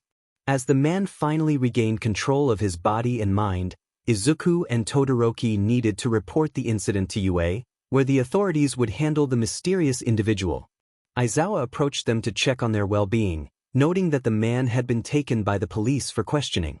Todoroki reassured his teacher, while Izuku explained that Bakugo had suffered from frostbite. Aizawa confirmed that they would take care of the situation and advised them to rest. Later that morning, Aizawa attended to Bakugo's injuries, taking him directly to Recovery Girl. Meanwhile, Todoroki and Izuku were met by their classmates, who expressed their concern and regret for not being able to assist. Yaoyorozu asked Todoroki if he was alright, to which he replied that he was fine. Their classmates praised Todoroki as they discussed the incident, while Izuku spoke with Ida, who was worried about the mysterious man. Izuku hoped the man wouldn't revert to his previous state. Ida apologized for not noticing the incident sooner, and Izuku reassured him that it was all right. Just then, Ochaco rushed in, calling out to Izuku with concern. She asked if he was okay, and he assured her that he was just a bit bruised. Ochaco hugged him tightly, expressing her relief at his safety, which flustered Izuku. They both separated, feeling a bit embarrassed. Ochaco then asked if they were still planning the outing for the day, given the earlier events. Izuku confirmed that it would be a good way to relax. Excited, Ochaco said she would inform their classmates. As they gathered in the lounge area, Ochaco asked others about joining the outing, but most had other plans.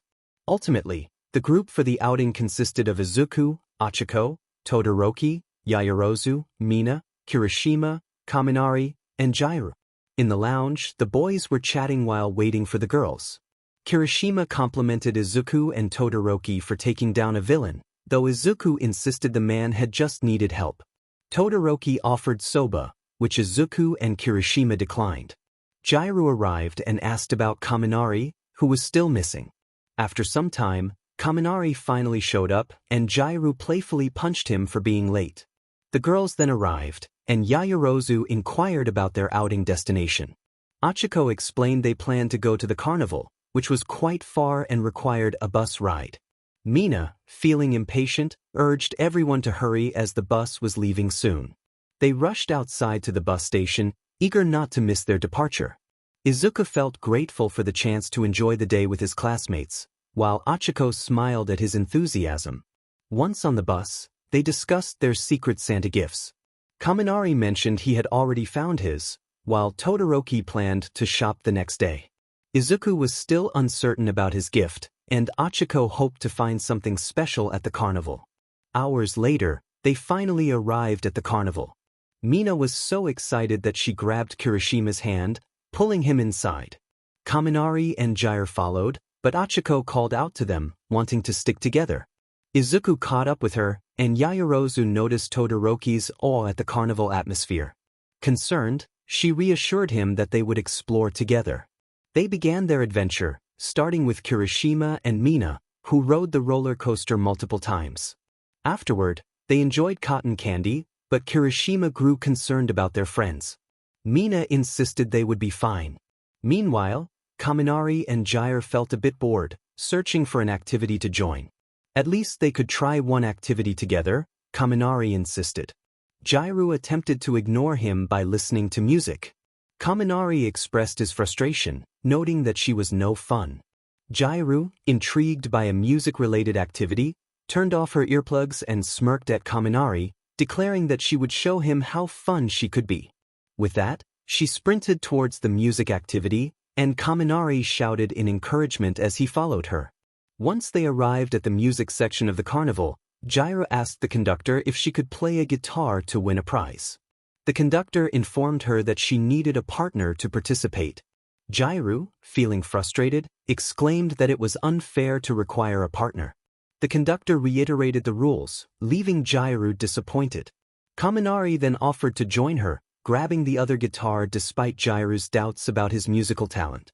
To her surprise, Kaminari began to play passionately, leaving Jiraiya in shock. They started jamming together, creating an atmosphere like a concert, and the crowd cheered for their performance. Jiraiya felt flustered as Kaminari teased her about her blushing face. She playfully punched his arm in response. Meanwhile, Yaoyorozu and Todoroki were searching for an activity to enjoy together. Todoroki was intrigued by a game called Pop the Balloon. Yaoyorozu demonstrated how the game worked by throwing a dart at a balloon, but her aim was off. Todoroki then took his turn, effortlessly hitting several balloons. Yaoyorozu cheered as the conductor awarded him a teddy bear as a prize. Todoroki smiled at the prize, but since he wasn't fond of teddy bears, he gave it to Yaoyorozu, who blushed and thanked him. Elsewhere, Izuku was searching for Ochaco throughout the carnival, asking strangers if they had seen her. After some time with no luck, he sat down on a bench, feeling disheartened. He wondered why she had run off. Attempting to call her, he received no response. Just as he was about to lose hope, he spotted Ochaco's brunette hair in the crowd. He rushed towards her and found her helping a lost child. Relieved to have found her, Izuku was puzzled about why she had left him. Ochaco apologized, explaining that she had come across the lost child and was helping him find his parents. Izuku suggested they help together, and they took the child's hands as they searched for his family. After a while, they finally spotted the child's father, who was asking an officer for help. The child ran to his father, and Izuku and Ochaco followed. As the child hugged his father, Ochaco smiled at the heartwarming scene. She remarked that they had become the child's heroes. Izuku approached the father, who recognized him as the man he had fought earlier that day. The father thanked Izuku for bringing back his child, and Izuku felt glad to have helped. The father left with his family, and Ochaco asked Izuku if he knew him. Izuku explained that he was the man who had intervened at UA that morning. Ochaco was surprised to learn that he was the same person who had attacked him, Todoroki, and Bakugo. She brushed off her surprise and apologized again for running off, expressing her longing for their classmates to hang out together instead of separating. Izuku reassured her that they still had time to spend together, taking her hand and holding it tightly. Ochaco felt flustered but smiled as they enjoyed the rest of their time at the carnival. As the evening approached, everyone who had attended the outing was exhausted, especially Izuku and Ochaco, who had planned everything from the start. Kirishima mentioned that Mina had so much fun that she forgot to hang out with the other classmates. Yaoyorozu informed Ochaco that Todoroki had enjoyed the outing, thanking her for making it happen. Meanwhile, Jiru and Kaminari had grown closer after their unforgettable jamming session. Everything Ochaco had hoped for had come true, but one problem lingered in her mind. She had forgotten to find the perfect gift for Izuku. The next day, as Class 1A enjoyed their lunch, they heard a knock at the door. Izuku answered, with Ochaco following him after Tsuyu encouraged her to. When Ochaco opened the door, they were greeted by Mr. Aizawa, who had 2 children with him. They greeted their teacher, who explained that he needed their help babysitting Kota and Eri while he attended to his busy schedule. Eri hugged Izuku, while Kota shyly stood behind Mr. Aizawa. After their teacher left, Eri expressed her excitement about spending time with Izuku, while Kota responded with reluctance. Eri had started befriending Kota recently, and this was their first time hanging out with the student who had saved them from danger. Ochaco greeted Eri warmly, and Eri hugged her tightly, causing Izuku to feel flustered at the adorable scene. Kota, slightly put off by the cuteness, covered his eyes. Izuku tried to engage Kota with a fist bump, and after a moment of shyness, Kota returned the gesture, making Izuku smile even more. Meanwhile, Ochaco noticed Eri's small stomach growl as she placed lunch on the table. Izuku and Kota soon joined them. Izuku introduced Eri and Kota to his classmates, and Eri greeted everyone cheerfully, while Kota did so shyly. Izuku then prepared katsudon for them, grabbing 2 small bowls. Ochaco encouraged her classmates to entertain the children while they were there. Initially, some classmates felt unsure about their babysitting skills, but Tsuyu and Tokoyami surprisingly took charge with confidence. Kota shyly asked if he could pet Tokoyami's quirk, Dark Shadow, which flustered him as Kota gently rubbed its head. Meanwhile, Eri asked Tsuyu if she could braid her hair, and Tsuyu happily agreed. Ochaco pointed out to Izuku how adorable Eri and Kota looked with their classmates, and Izuku couldn't help but smile at their innocent joy. He then asked Ochaco to feed Eri and Kota the katsudon. Eri curiously inquired about the dish's name, and Kota helped her understand. As they took their first bites, they enjoyed the meal so much that they finished their plates quickly.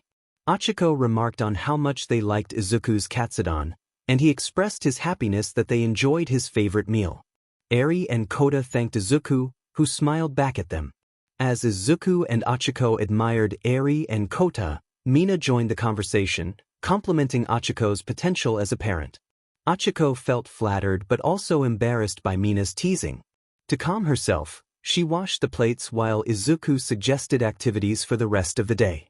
He asked Kota what they wanted to do, proposing a trip to a nearby mall. Eri loved the idea, and Izuku agreed to take them. Eri excitedly exclaimed they were going to the mall with Daddy, which made Izuku blush intensely, causing him to struggle to respond. Ochaco, noticing his embarrassment, asked if he was okay. Eri then called Ochaco Mommy, making her blush as well. Ochaco kindly requested Eri and Koda to excuse her and Izuku for a moment, suggesting they could hang out with Tsuyu and Tokoyami afterward. Once they were alone, Ochaco waved her hands in front of Izuku's face to snap him out of his daze. They discussed how surprising it was that Eri took the babysitting so seriously, and Izuku admitted he didn't mind the titles. After a moment of flustered silence, Ochaco suggested they invite Tokoyami and Tsuyu to join them at the mall. Initially hesitant, Tokoyami eventually agreed after Tsuyu encouraged him, knowing how much Koda wanted him there. At 1 p.m., Ochaco asked Eri if she was ready to go, and Eri smiled in agreement. Izuku asked Koda the same, to which he replied nonchalantly. Ochaco informed Eri that Tokoyami and Tsuyu would be joining them, making Eri cheer with excitement. The mention of Uncle Tokoyami and Aunt Tsuyu made both of them blush. Once inside the mall, Izuku and Tokoyami spent time with Koda while Ochaco and Tsuyu took Eri to various stores. Eri showed little interest in the items until she spotted ice cream, which Tsuyu kindly bought for her. As they enjoyed their treats, Ochaco wore a gloomy expression. Eri noticed and asked why she wasn't smiling. Ochaco explained her struggle to find a gift for her secret Santa, which intrigued Eri. Tsuyu asked if Ochaco's secret Santa was a boy, and Ochaco blushed, confirming it was indeed Izuku. Meanwhile, Koda expressed interest in a merchandise store filled with pro-hero figures, surprising Izuku. As they browsed, Tokoyami returned with a gift he had purchased, prompting Izuku to realize he still hadn't found a gift for Ochaco. At 4 p.m., the groups regrouped to leave the mall. Eri happily carried her sweets, including her favorite candy apples, while Izuku had bought a hoodie and a new hat for Koda, who wore it immediately. Tsuyu suggested that if Ochaco was having trouble finding a gift, she should consider asking the recipient directly. Ochaco acknowledged the idea but expressed her fear that he might realize she was his secret Santa. Tsuyu encouraged her to choose a gift that would bring him joy, something he would treasure forever.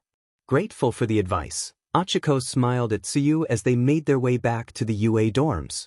Later that evening, Izuku and Ochaco expressed their gratitude to Tokoyami and Tsuyu for the enjoyable time spent with Eri and Koda while waiting for their teacher to return. Tokoyami checked in on Izuku, who was feeling tired as Ochaco, Eri, and Koda peacefully slept on the couch while watching television.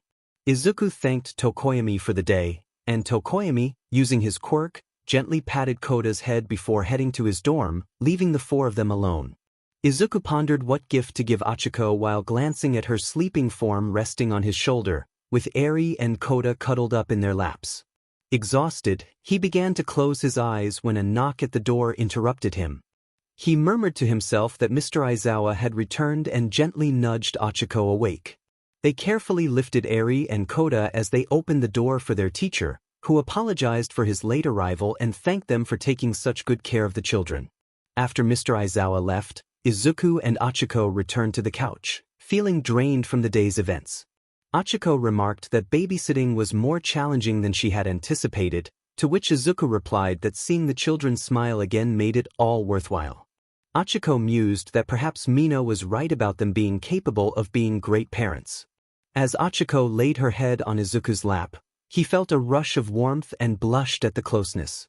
He found himself wanting to do something he had never imagined before. When he began to slide her hair gently, Ochaco was startled, and Izuku quickly apologized, fearing he had made her uncomfortable. However, she encouraged him to continue, and they both eventually drifted off to sleep on the couch. The next morning, with only 5 days left until Christmas, Class 1A realized they had forgotten to decorate their dorm for the holiday.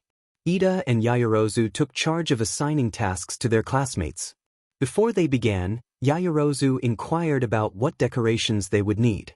Hagakure suggested Christmas lights, while Tsuyu recommended ornaments. Jairu expressed her annoyance at Kaminari's suggestion of including Santa's favorite snack in the decorations. Amidst the discussions, Bakugo pointed out that they had overlooked the most important decoration, a Christmas tree. Ida called for volunteers to find a Christmas tree, and with Mina eagerly raising her hand, Yaoyorozu decided to assign the task to Kirishima, Tsuyu, Ochaco, and Izuku. Kirishima was excited, though he accidentally broke his cup of water in his enthusiasm. Tsuyu was puzzled about why she was chosen, while Ochaco encouraged Izuku, seeing it as another opportunity for them to work together. As they devised a plan to find the perfect Christmas tree, Kirishima asked how they would go about it. Izuku explained that while they could buy a plastic tree at the mall, they would instead venture into the woods for a real one. His friends were puzzled, but Izuku reassured them that he and 𝐬𝐲 often trained there. Tsuyu expressed her doubts about the plan, but Ochaco voiced her confidence in Izuku's idea. After some time in the woods, they struggled to find a suitable tree, encountering only enormous ones or tiny plants. Tsuyu expressed her frustration, but Ochaco encouraged her not to give up. Izuku recalled seeing a tree that would fit perfectly in their lounge area and urged them to keep searching. Suddenly, Kirishima shouted that he had found the ideal tree, but in his excitement he stumbled toward a cliff. Tsuyu quickly used her quirk to save him from falling. Grateful for her quick reflexes, Kirishima thanked Tsuyu, who replied that it was no problem. Ochaco asked Izuku if he was aware of the cliff's presence, and he explained that he and 𝐬𝐲 usually avoided that area due to its lack of training support. Kirishima then asked how they would cross, and Izuku suggested that Tsuyu could help them get across safely. However, Tsuyu had injured her tongue while saving Kirishima.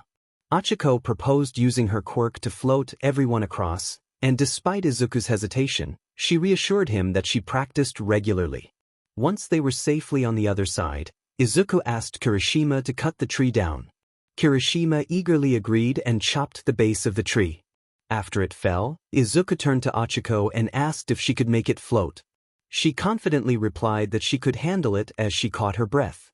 Izuku expressed his concern for Ochaco, gently touching her shoulder and saying he didn't want her to hurt herself. Ochaco reassured him that everything was fine as she attempted to float everyone across to the other side. However, she soon felt the limits of her powers, struggling to lift the immense weight. Feeling overwhelmed, she apologized to her friends, nearly on the verge of being sick. Izuku quickly thought of a different plan and suggested that Kirishima knock over a larger tree to create a bridge. Kirishima rallied his classmates to stand back and, with a powerful strike, sent the tree crashing down perfectly across the gap. Excitedly, he celebrated their success, and Ochaco praised him for his effort. The four of them hurriedly carried the tree back to their dorms, where their classmates were astonished by Kirishima and Izuku's strength. Ida instructed them to position the tree in the center of the lounge area, and soon everyone began decorating it. Jiru and Kaminari took charge of adding the Christmas lights, but Kaminari found himself tangled in the lights, prompting Jiru to help him out with a sigh. Finally, Ochaco used her quirk to float and place the bright star atop the tree. Afterward, Izuku and Ochaco took a moment to rest, both feeling exhausted from the day's activities. Later that evening, Ochaco contemplated Tsuyu's suggestion about a gift, feeling increasingly bothered by it. Despite her reluctance, she decided to reach out to Izuku for advice. She sent him a message, asking about his interests. Izuku responded, sharing that he was a big fan of All Might and enjoyed writing down quirks in his notebook, but most of all, he cherished spending time with his friends, especially her. Ochaco felt a rush of warmth at his words, realizing how special she was to him. Unsure of how to respond, she opted to call him instead. When Izuku answered, he was met with Ochaco's joyful sobs. She expressed her gratitude for his kind words, which meant a lot to her. Izuku reassured her that she was his first friend, and as he continued to speak sweetly, Ochaco found herself crying even more. She told him he was making her cry, to which Izuku apologized, not intending to upset her. Ochaco reassured him that his answer was more than enough, and they continued to talk on the phone, making her the happiest girl that day. As the next day dawned, Izuku and Bakugo trained together, determined to improve after their last session. After finishing their training, Izuku returned to the UA dorms. He encountered Todoroki, who was enjoying some soba and green tea. After a brief exchange, Yaoyorozu joined them, asking for green tea, which Todoroki promptly served. Izuku excused himself to check on Ochaco, but Yaoyorozu's concerned expression caught Todoroki's attention. She mentioned hearing whimpering from Ochaco's dorm, which puzzled Todoroki. Meanwhile, Izuku knocked on Ochaco's door, hoping to get her attention. When she answered, her voice sounded raspy, and she revealed she had been feeling unwell. Izuku's concern deepened as he entered her room, finding her lying in bed with a damp towel on her forehead. She explained that her illness had started the previous night. Izuku decided he would take care of her for the day, rolling up his sleeves and refusing to leave her side, even when she insisted she was fine. He felt her forehead and exclaimed that she was burning up. Determined to help, Izuku promised to get her some medicine. He rushed to the lounge area, where Todoroki and Yaoyorozu were preparing soup for lunch. Izuku informed them about Ochaco's fever, prompting them to offer their assistance. Grateful, Izuku grabbed the medicine and returned to Ochaco's dorm, where he found her sleeping. He gently woke her, encouraging her to eat something to regain her strength, and handed her some bread and hot honey. It will soothe your throat and hopefully make you better in no time. Izuku gently placed her breakfast on Ochaco's lap. She expressed her gratitude as she began to eat, while Izuku carefully tucked her blanket and pillow beside her. He mentioned that he would check her temperature later during lunchtime, and Ochaco nodded as he quietly closed her door. At noon, most of Izuku's classmates were concerned about why Ochaco had not left her dorm since that morning. Izuku informed them that she had a fever and that he was taking care of her. Mina teasingly remarked on his gentlemanly behavior, while Kirishima complimented him on being manly. Izuku felt flustered by their responses, but Bakugo defended him, telling everyone to eat their soup before it got cold. Tsuyu asked if she and some classmates could visit Ochaco, but Izuku declined, explaining that they could catch the fever too. He insisted that only one person should take care of her, and that person was him. Bakugo called Izuku selfish, prompting his classmates to question him further, which made him uncomfortable. Todoroki intervened, suggesting that Izuku bring soup to Ochaco's dorm. Grateful for the support, Izuku finished his food and took the soup to check on her. Upon entering Ochaco's dorm, he found her slowly recovering from her fever. He handed her the soup, and she complimented the meal, curious about who made it. Izuku explained that it was Todoroki and Yaoyorozu who prepared it for her. Ochaco smiled at the thoughtfulness of her classmates. As they spent time together, Ochaco noticed the commotion downstairs and asked if everything was all right. Izuku admitted that they had been talking about her. Surprised, Ochaco learned that their classmates wanted to see her despite her fever, but Izuku had said no. He explained that he didn't want everyone to get sick, but his classmates called him selfish. Ochaco frowned at their comments, defending Izuku. He shrugged, acknowledging their words. Ochaco encouraged him not to let their negativity affect him, expressing her longing to see him happy. Izuku checked her temperature and was relieved to find it gradually decreasing. As he prepared to leave, Ochaco requested that he stay for some company. Flustered, he agreed, and they spent time together until Izuku yawned multiple times. Concerned for him, Ochaco suggested he return to his dorm to rest, but he insisted on staying up until nighttime. She worried that he would get sick from taking care of her, but he jokingly assured her that no sickness could conquer him, mimicking All Might. Ochaco laughed, but she remained serious about his well-being. Eventually, Izuku listened to her advice and returned to his dorm to rest until nighttime. When he arrived back at Ochaco's dorm later, he brought her dinner and asked if she was feeling better. She joyfully exclaimed that she was feeling great. Izuku was happy to hear her cheerful voice again and served her katsudon and green tea. He also presented her with custom gloves made by Yaoyorozu, which brought tears of joy to Ochaco's eyes. Concerned, Izuku asked if she was all right, and she reassured him that they were happy tears. Izuku then surprised her with several get-well letters from their classmates, which made her emotional. Overwhelmed, she expressed her gratitude, and Izuku smiled as she hugged him tightly. He checked her temperature one last time and was relieved to find that her fever had disappeared. As he wished her good night, Ochaco made one final request for him to stay with her just for that night. He agreed, turning off her nightlight and climbing into her bed. They tucked the blanket around each other, gazing into each other's eyes. Ochaco thanked him for taking care of her and nestled against his chest, causing Izuku to blush. He gently stroked her hair as they both drifted off to sleep. Meanwhile, their classmates, curious about what was happening, eavesdropped outside the door. Jiro wondered why it had suddenly become quiet, and Kaminari speculated that they were probably sleeping together, which caused Mina to react loudly, prompting the others to shush her. However, upon looking at the room devoid of All Might posters, Izuku realized that he had spent the night with Ochaco. He gently stroked her soft brunette hair as she began to wake up. Izuku asked if she had slept well, and Ochaco replied that sleeping was better when someone was with you. He felt a blush creep onto his cheeks at her words. They both stretched their limbs before tidying up Ochaco's bed and heading downstairs to prepare breakfast together. "Good morning, you two," Ida greeted them as he enjoyed his breakfast. Ochaco noticed the strong aroma of coffee and asked if Ida was drinking it. He confirmed that he was and explained that he wanted to try something different from tea. As Ochaco gathered ingredients for her breakfast, Ida excused himself, finishing his coffee and sprinting out the front door. Izuku and Ochaco shared a laugh at his robotic demeanor. Ochaco then retrieved a pan, several eggs, and a secret ingredient. Izuku was puzzled when he saw the mochi. Ochaco giggled and explained that her favorite meal was mochi mixed with scrambled eggs. Although hesitant about the unusual combination, Izuku was reassured that it would change anyone's life. He quickly made scrambled eggs while Ochaco prepared the mochi. Once finished, he placed the eggs on a clean plate, and Ochaco carefully arranged 6 pieces of mochi on top. Ochaco insisted that Izuku take the first bite. He scooped up a mixture of mochi and eggs and tasted it. His eyes widened in delight as he declared it amazing, nearly moved to tears by the deliciousness.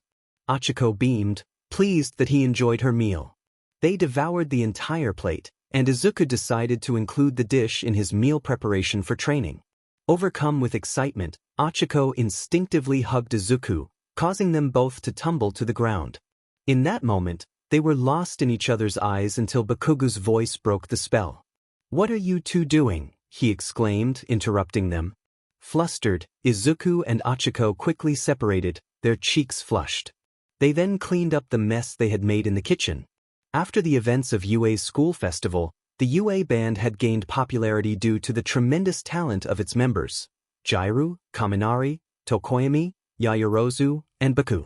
With Christmas approaching in just 3 days, Jiru had the bright idea of reuniting her fellow band members for another spectacular performance.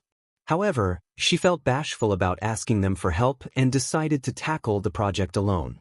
In her dorm, Jiru sat at her table, surrounded by musical sheets, struggling to tweak her guitar to the right tune. Frustration mounted as she realized the challenge of creating a song by herself. Just as she was about to give up, she heard a knock at her door. "I'm coming," she called, opening the door to find Kaminari standing there. She quickly closed the door, but Kaminari was persistent, knocking again. Eventually, she opened the door, and he entered, asking what she was doing. After some back and forth, Jiru confessed that she was trying to create a song for their Christmas party but was struggling. Kaminari offered to help, but Jiru initially declined, feeling overwhelmed. He reminded her of his performance at the carnival and the school festival, where he had played the guitar. Realizing he wouldn't back down, she reluctantly agreed to let him assist her and asked him to borrow another guitar. As they began to play together, Kaminari's background guitar work surprisingly complemented Jiru's efforts. However, she still felt something was missing. Kaminari noticed her dissatisfaction and pointed out that she was the lead singer. Flustered, Jiru nodded and began to sing softly, gradually gaining confidence as her voice grew stronger. Kaminari was delighted to see her smile.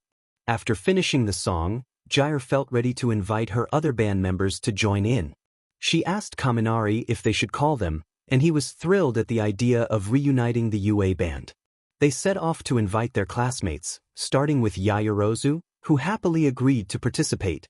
Of course she would join, Yaoyorozu declared as she grabbed her piano. They soon arrived at Tokoyami's room, where Jiru knocked on the door. When there was no response, Yaoyorozu assumed Tokoyami was busy. Kaminari, however, shouted loudly, calling for Tokoyami, prompting Jiru to facepalm at his loudness. Thankfully, Tokoyami heard them and opened the door, apologizing for being occupied with his headphones. Yaoyorozu reassured him, and Jiru explained her plan, piquing Tokoyami's curiosity about how it would unfold. He found the idea of a Christmas rock song intriguing and gave a thumbs up as he grabbed his black guitar. They were still missing one crucial band member, and 𝐀𝐮𝐭𝐡𝐨𝐫 felt doubtful about Bakugo's willingness to join due to his attitude. However, her classmates encouraged her, and they made their way to Bakugo's room. 𝐀𝐮𝐭𝐡𝐨𝐫 knocked, and Bakugo answered immediately, interrupting her before she could finish her request. He flatly refused, crossing his arms and expressing his disinterest.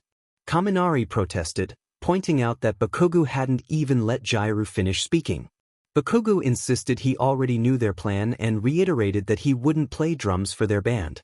Kaminari clarified that it was their band, not just 𝐀𝐮𝐭𝐡𝐨𝐫's. 𝐀𝐮𝐭𝐡𝐨𝐫, desperate, begged Bakugo to join them just this once for Christmas, even adopting a prayer stance. The rest of her classmates mirrored her gesture. Finally, Bakugo relented, agreeing to join only because he believed the band would be lacking without him. 𝐀𝐮𝐭𝐡𝐨𝐫 was thrilled that her classmates supported her plan. Later, they set up their instruments in the lounge area to practice a new song 𝐀𝐮𝐭𝐡𝐨𝐫 had composed with some help from Kaminari. 𝐀𝐮𝐭𝐡𝐨𝐫 suggested they perform their previous school festival song first to get back into the groove, knowing they had become a bit rusty. Bakugo counted them in, and they began to play. Initially, their rhythm was off, but as 𝐀𝐮𝐭𝐡𝐨𝐫 sang passionately, everyone found their rhythm. Their classmates downstairs cheered them on, and once the song concluded, they applauded. Ochaco, curious, asked 𝐀𝐮𝐭𝐡𝐨𝐫 about the occasion. 𝐀𝐮𝐭𝐡𝐨𝐫 explained they were just practicing to see if they still had their rhythm.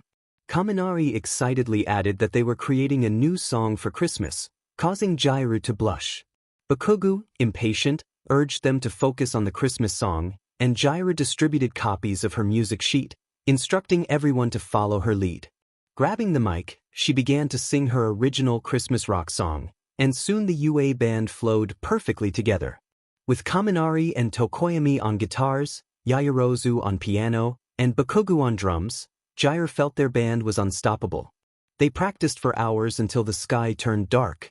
At 9 p.m., the five of them sat on the couch, enjoying dinner prepared by Bakugo. Kaminari complimented Bakugo not only for being a good drummer but also for being a fantastic cook, playfully punching his arm. Bakugo shouted in annoyance, while Tokoyami remarked on Bakugo's undeniable talents despite his usual demeanor. Bakugo proudly claimed his superiority over them all, but Kaminari teasingly pointed out that the only thing missing from his talents was a girlfriend. Bakugo, irritated, left without saying goodbye, prompting Kaminari to call after him, but 𝐀𝐮𝐭𝐡𝐨𝐫 stopped him, suggesting they let Bakugo be since he had contributed enough for the day. Yaoyorozu noticed 𝐀𝐮𝐭𝐡𝐨𝐫's gloomy expression and asked what was wrong. 𝐀𝐮𝐭𝐡𝐨𝐫 expressed her gratitude for being able to engage in such activities, reflecting on her choice to be a hero and the conversation she had with her talented parents about her future. Despite choosing the path of a hero, she would always remember her father's words: she could be whatever she wanted to be. Chapter 23, The Gift, Part 1. December 23, 2158 days left 6 a.m. With only 2 days until Christmas, Izuku still hadn't found a gift for the girl with short hair and bubbly cheeks. To distract himself from his worries, he decided to train as usual, reminding himself that he needed to find Uraraka's gift before it was too late. He packed up his training gear and headed downstairs to the lounge area for an early breakfast. To his surprise, he found a familiar classmate sitting on the couch deep in thought. Uraraka looked up as he approached, greeting him in a monotone voice. Izuku noticed her mood had shifted drastically since the day before and asked if she was all right. She admitted she wasn't, revealing that she hadn't found a gift for Secret Santa. Izuku confessed he was in the same predicament, feeling disappointed about his procrastination. Uraraka blushed slightly as she listened to him, and they both realized they shared the same problem. The lounge fell silent as they processed who their Secret Santa was, and Uraraka waved her hands in a panicked motion. Izuku felt flustered, realizing that Ochaco was about to reveal her gift to him. Ochaco's expression shifted to one of disappointment as she pouted, crossing her arms tightly.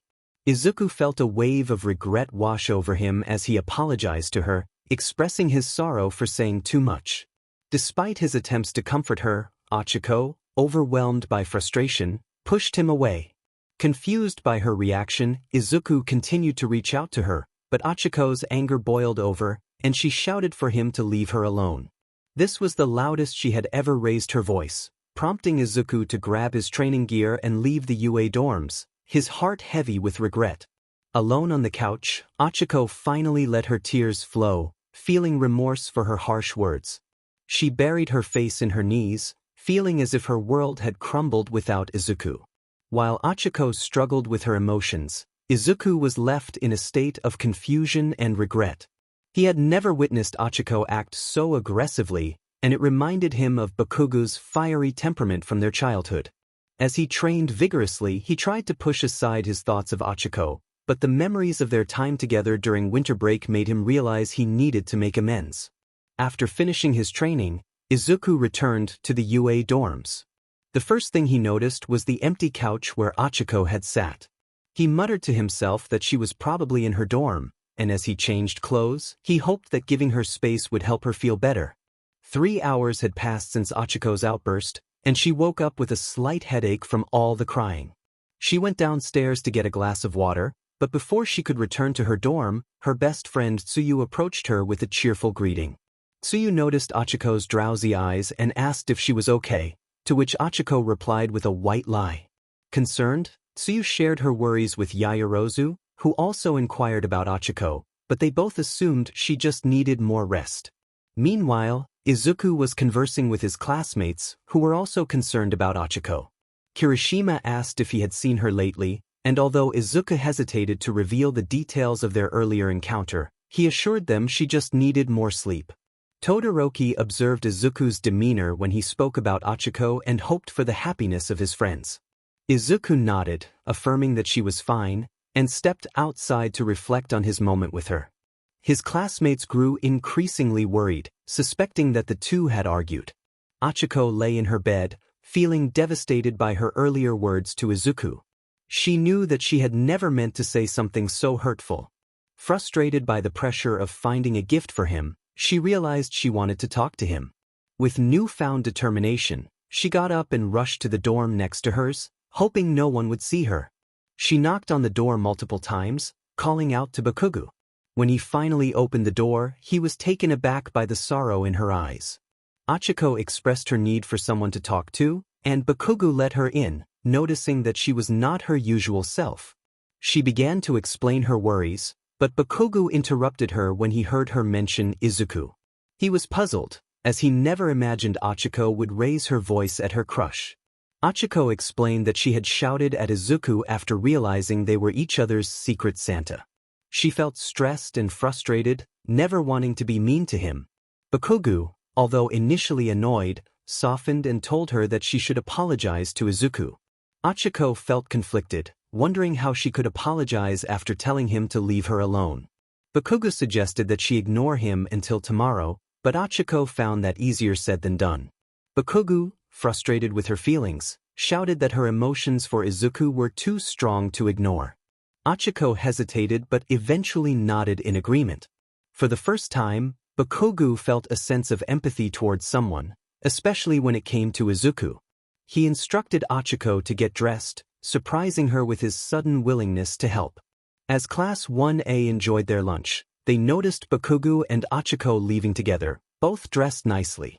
Mina couldn't help but gossip, and the rest of the classmates exchanged curious glances. Izuku spotted them while eating his 𝐀𝐮𝐭𝐡𝐨𝐫, torn between wanting to confront Ochaco and remembering her earlier words, which led him to ignore her for the rest of the day. As much as it hurt him not to talk to Ochaco, Midoriya wanted to respect her until they were ready to communicate again. Kirishima asked him if he knew that Bakugo was going out with Uraraka, but Midoriya shook his head, not in the mood to engage. He quickly finished his food and rushed upstairs, hoping to avoid more questions from his classmates. Kirishima found the situation strange as the rest of their classmates continued to gossip about Ochaco and Bakugo. Ochaco had never walked with Bakugo before, as she always felt intimidated by him. However, she found herself growing more comfortable as he became less abrasive. Curiosity bubbled within her about why Bakugo wanted to spend time with her. When she asked where they were going, Bakugo grunted in response, stating they were going to get her gift, and his as well. Ochaco was surprised that Bakugo, of all people, was helping her. His thoughtfulness made her smile. They arrived at a train station to head to a mall that Bakugo was familiar with.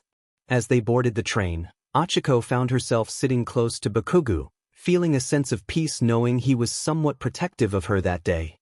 Once they reached the mall, Ochaco followed Bakugo to a store filled with masculine items. She assumed he had chosen Kirishima as his secret Santa, but she didn't want to confirm it, fearing it might irritate him. While Bakugo purchased his item, Ochaco glanced at a couple sharing a tender moment, which only deepened her feelings for Izuku. Bakugo called her as they left the store, and she asked where they were headed next. He replied they were going to find a gift for that stupid nerd. Although he respected Ochaco, he felt conflicted about helping her find a gift for Izuku, as it was not something he enjoyed doing. Ochaco expressed her uncertainty about what to give him, and Bakugo, despite his reluctance, advised her to choose something personal that Izuku would cherish. After a moment of gloomy thoughts, Ochaco brightened and thanked Bakugo. They went to a store where they could create custom keychains. She asked a worker to spell a phrase she believed Izuku would remember fondly. When the worker confirmed the keychain was ready, Bakugo expressed his lack of enthusiasm for her choice. Ochaco defended her gift, believing it was personal enough for Izuku, and carefully placed the keychain in her backpack as they returned to UA dorms. At dinner time, Bakugo and Ochaco arrived back at their dorms, gifts in hand. Mina tried to sneak a peek at their purchases, but Yaoyorozu stopped her. Meanwhile, Izuku noticed Ochaco smiling and felt it was the perfect moment to talk to her, but he decided to wait until the next day. Ochaco asked her classmates where Izuku was, but they informed her he had gone upstairs abruptly. Hagakure remarked on Izuku's odd behavior, and Tsuyu asked Ochaco if she had anything to do with it.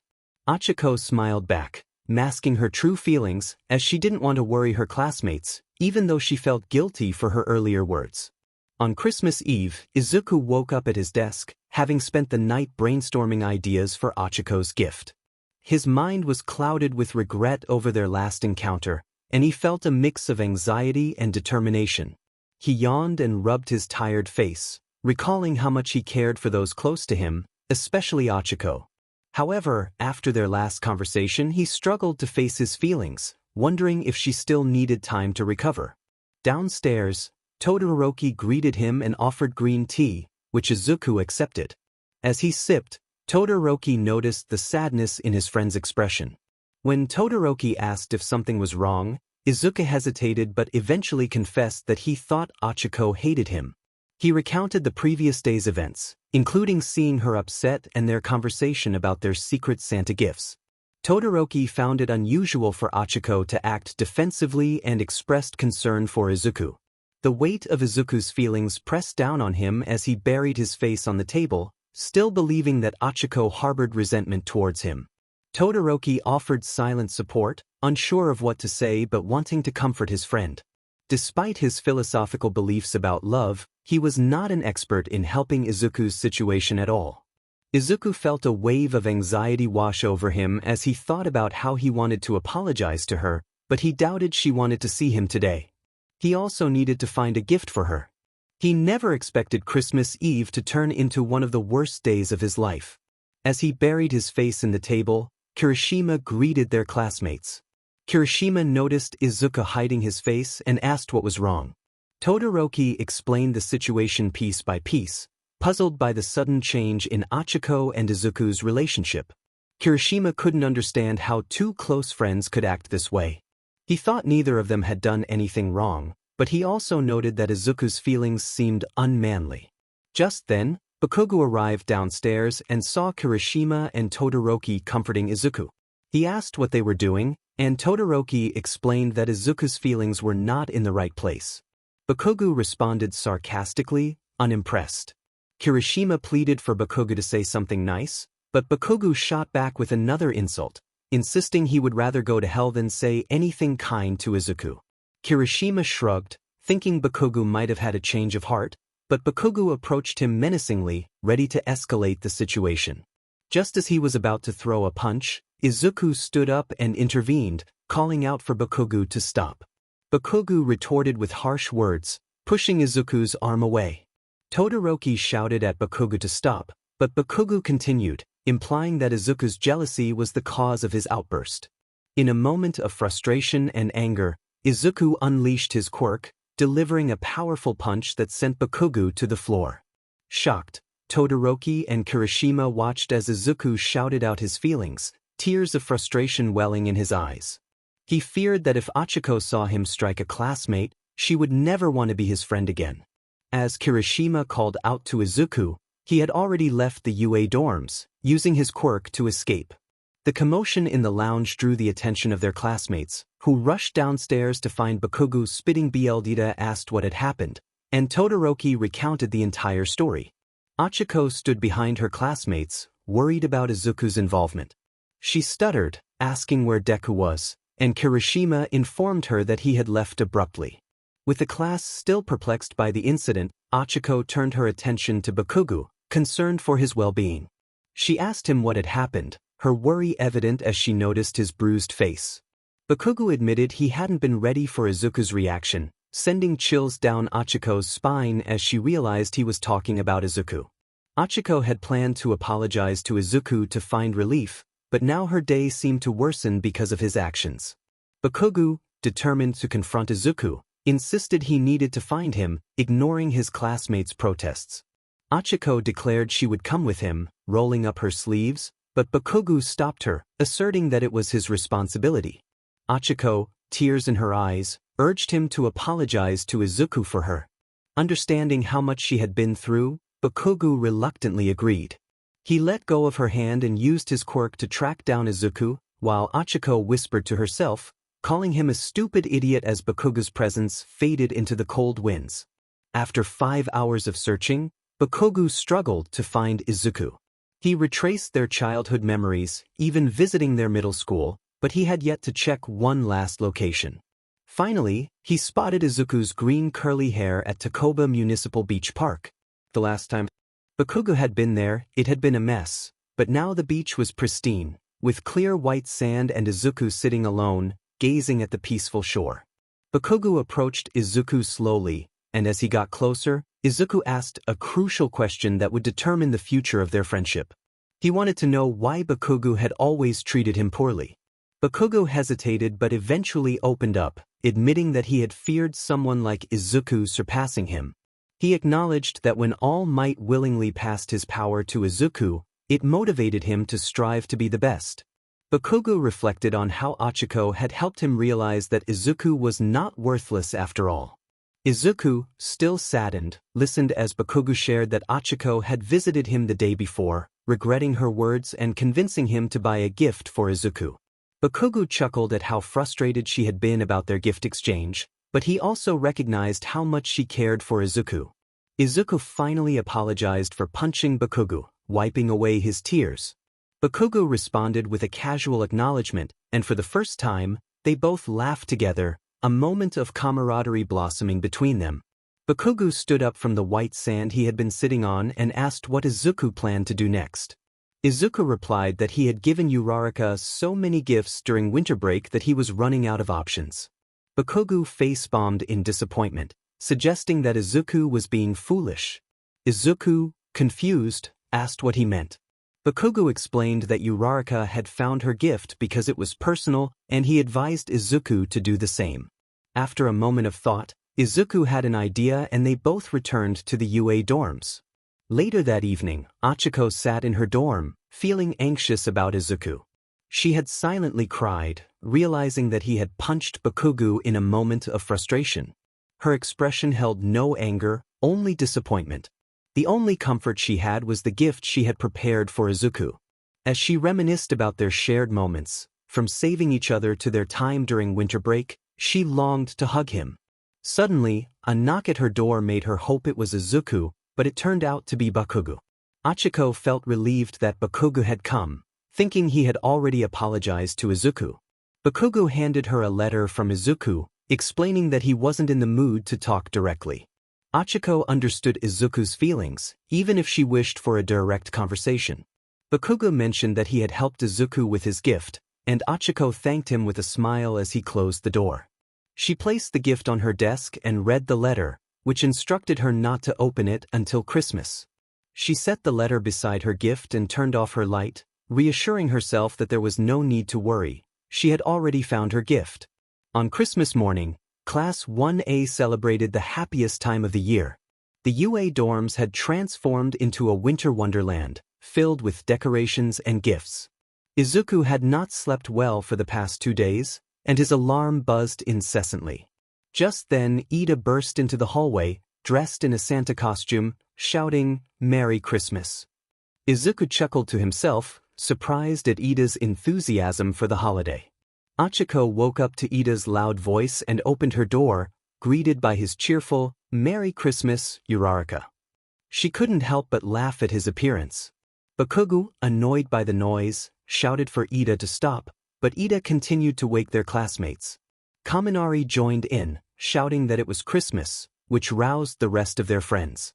Jiru complained about the noise, but Kaminari encouraged her to smile for the holiday spirit. As most of their classmates headed downstairs, Izuku and Ochaco remained in their dorms, each feeling nervous about seeing one another after 2 days. They doubted whether their gifts would be enough to satisfy each other. Suddenly, they bumped into each other in the hallway. Izuku greeted her, feeling flustered, and Ochaco wished him a Merry Christmas, her cheeks turning rosy. They both acknowledged how long it had been since they last spoke, their words stumbling as they made their way downstairs. Yaoyorozu had created festive Santa outfits for everyone, and while some students found them unnecessary, others enjoyed the jolly atmosphere. Kirishima complained about the itchiness of his outfit, but Yaoyorozu reassured him that she had designed them for comfort. However, he quickly ripped off his sleeves, much to her dismay. Todoroki complimented her craftsmanship, making her blush with gratitude. Bakugo, refusing to wear the outfit, tried to rip it off, but Mina insisted he put it on. Eventually he wore it as a coat, leaving it unbuttoned. Tokoyami asked Yaoyorozu to create a Santa hat for Dark Shadow, who shyly hid behind him. Yaoyorozu happily obliged, and Tsu found Dark Shadow adorable as she petted him, making both Tokoyami and Dark Shadow blush. As the rest of Class 1A donned their Santa outfits, Izuku and Ochaco remained in their pajamas. Izuku joked about everyone embracing the Christmas spirit, causing Ochaco to giggle. Mina teased them about mistletoe, playfully suggesting they kiss, leaving Izuku stammering as she wished him a Merry Christmas.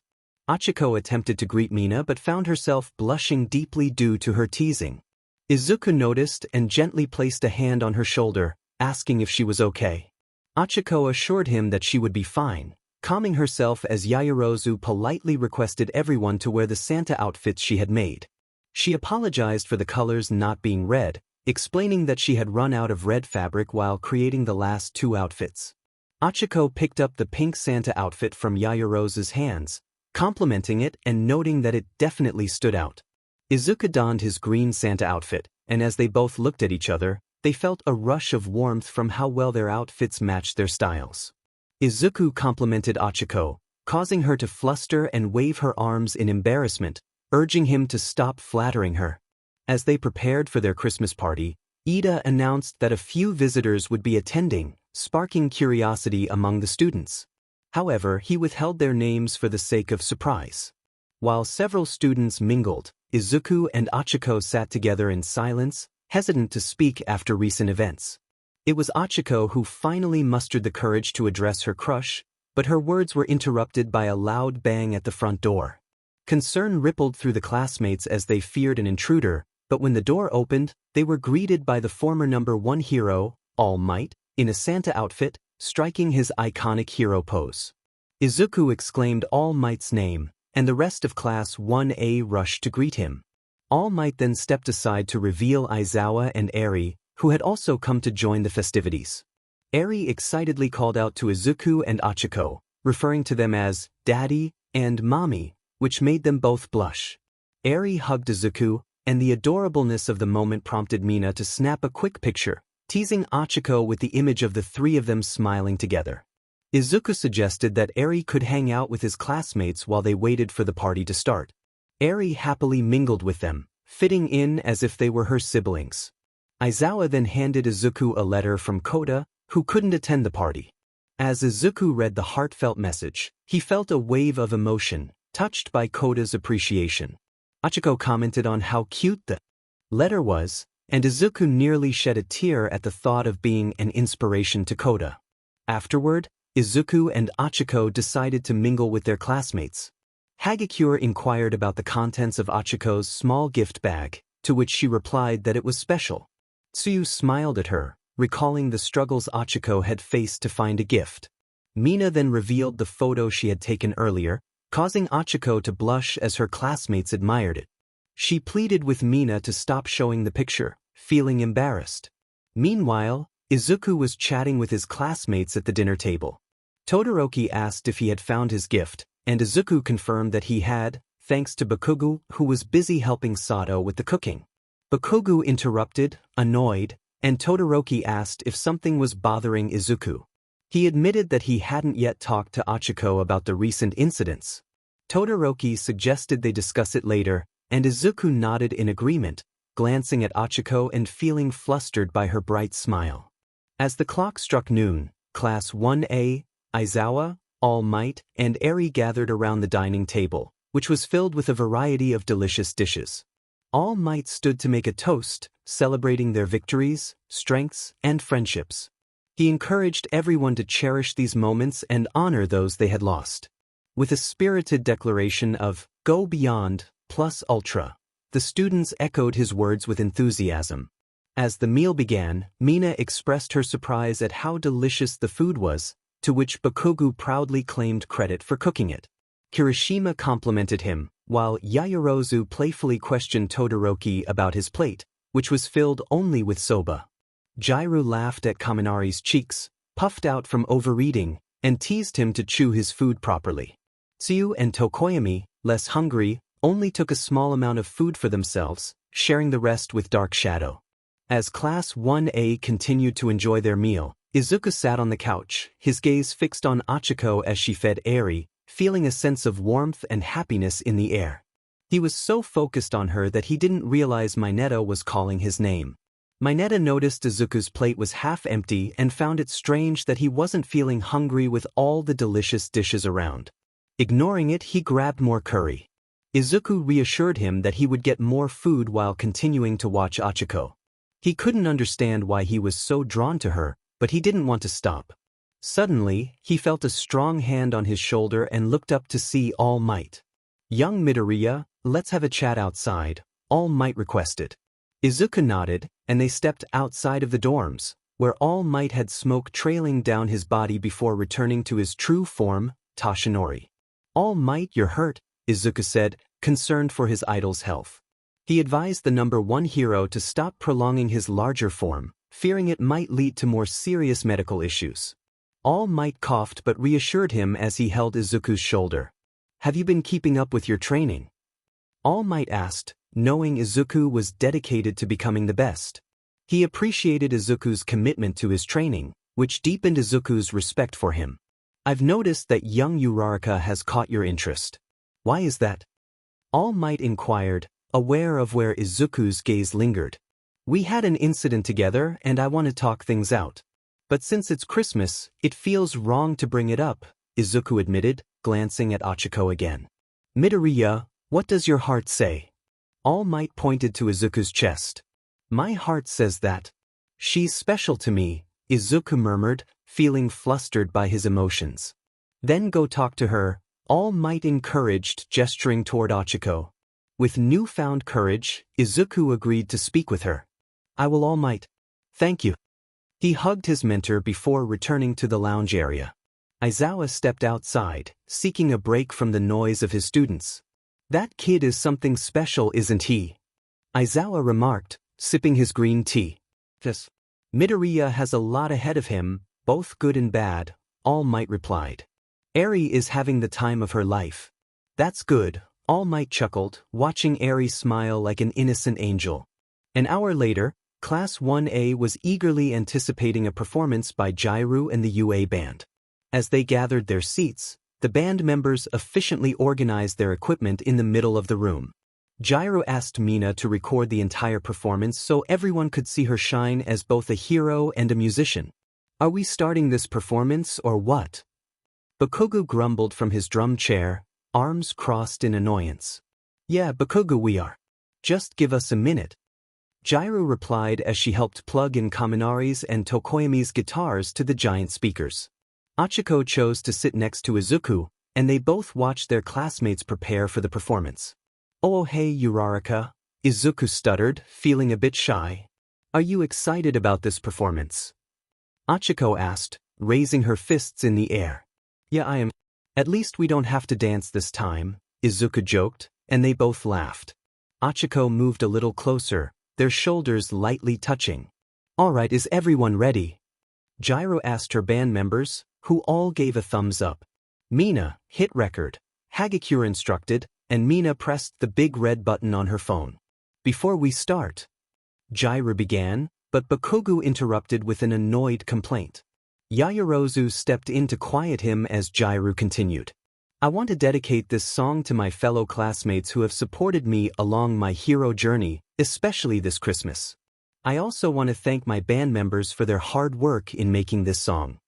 Kaminari cheered beside her, causing Gyro to blush. "And finally, you can be whoever you want to be. Hit it, Bakugo." Gyro finished her speech, giving Bakugo the cue to start. "The UA band will explode you with our music. 1, 2, 3, 4. Bakugo created a small explosion with his quirk as the UA band began performing their original Christmas rock song. Gyro sang the clever lyrics, and her classmates happily applauded. "They go der." Eri cheered, smiling as Tsuyu carried her. Meanwhile, Ochaco found the song catchy and a bit romantic. She rested her head on Izuku's shoulder, making him flustered. As the song came to an end, the audience erupted in applause. "Do you guys want to hear Hero 2? Gyro asked, and her classmates eagerly expressed their longing to hear it again. She signaled Bakugo for his opening act, and he created another explosion. "We'll kill you with our music," Bakugo shouted as he smashed his drums, and Gyro sang their iconic song effortlessly.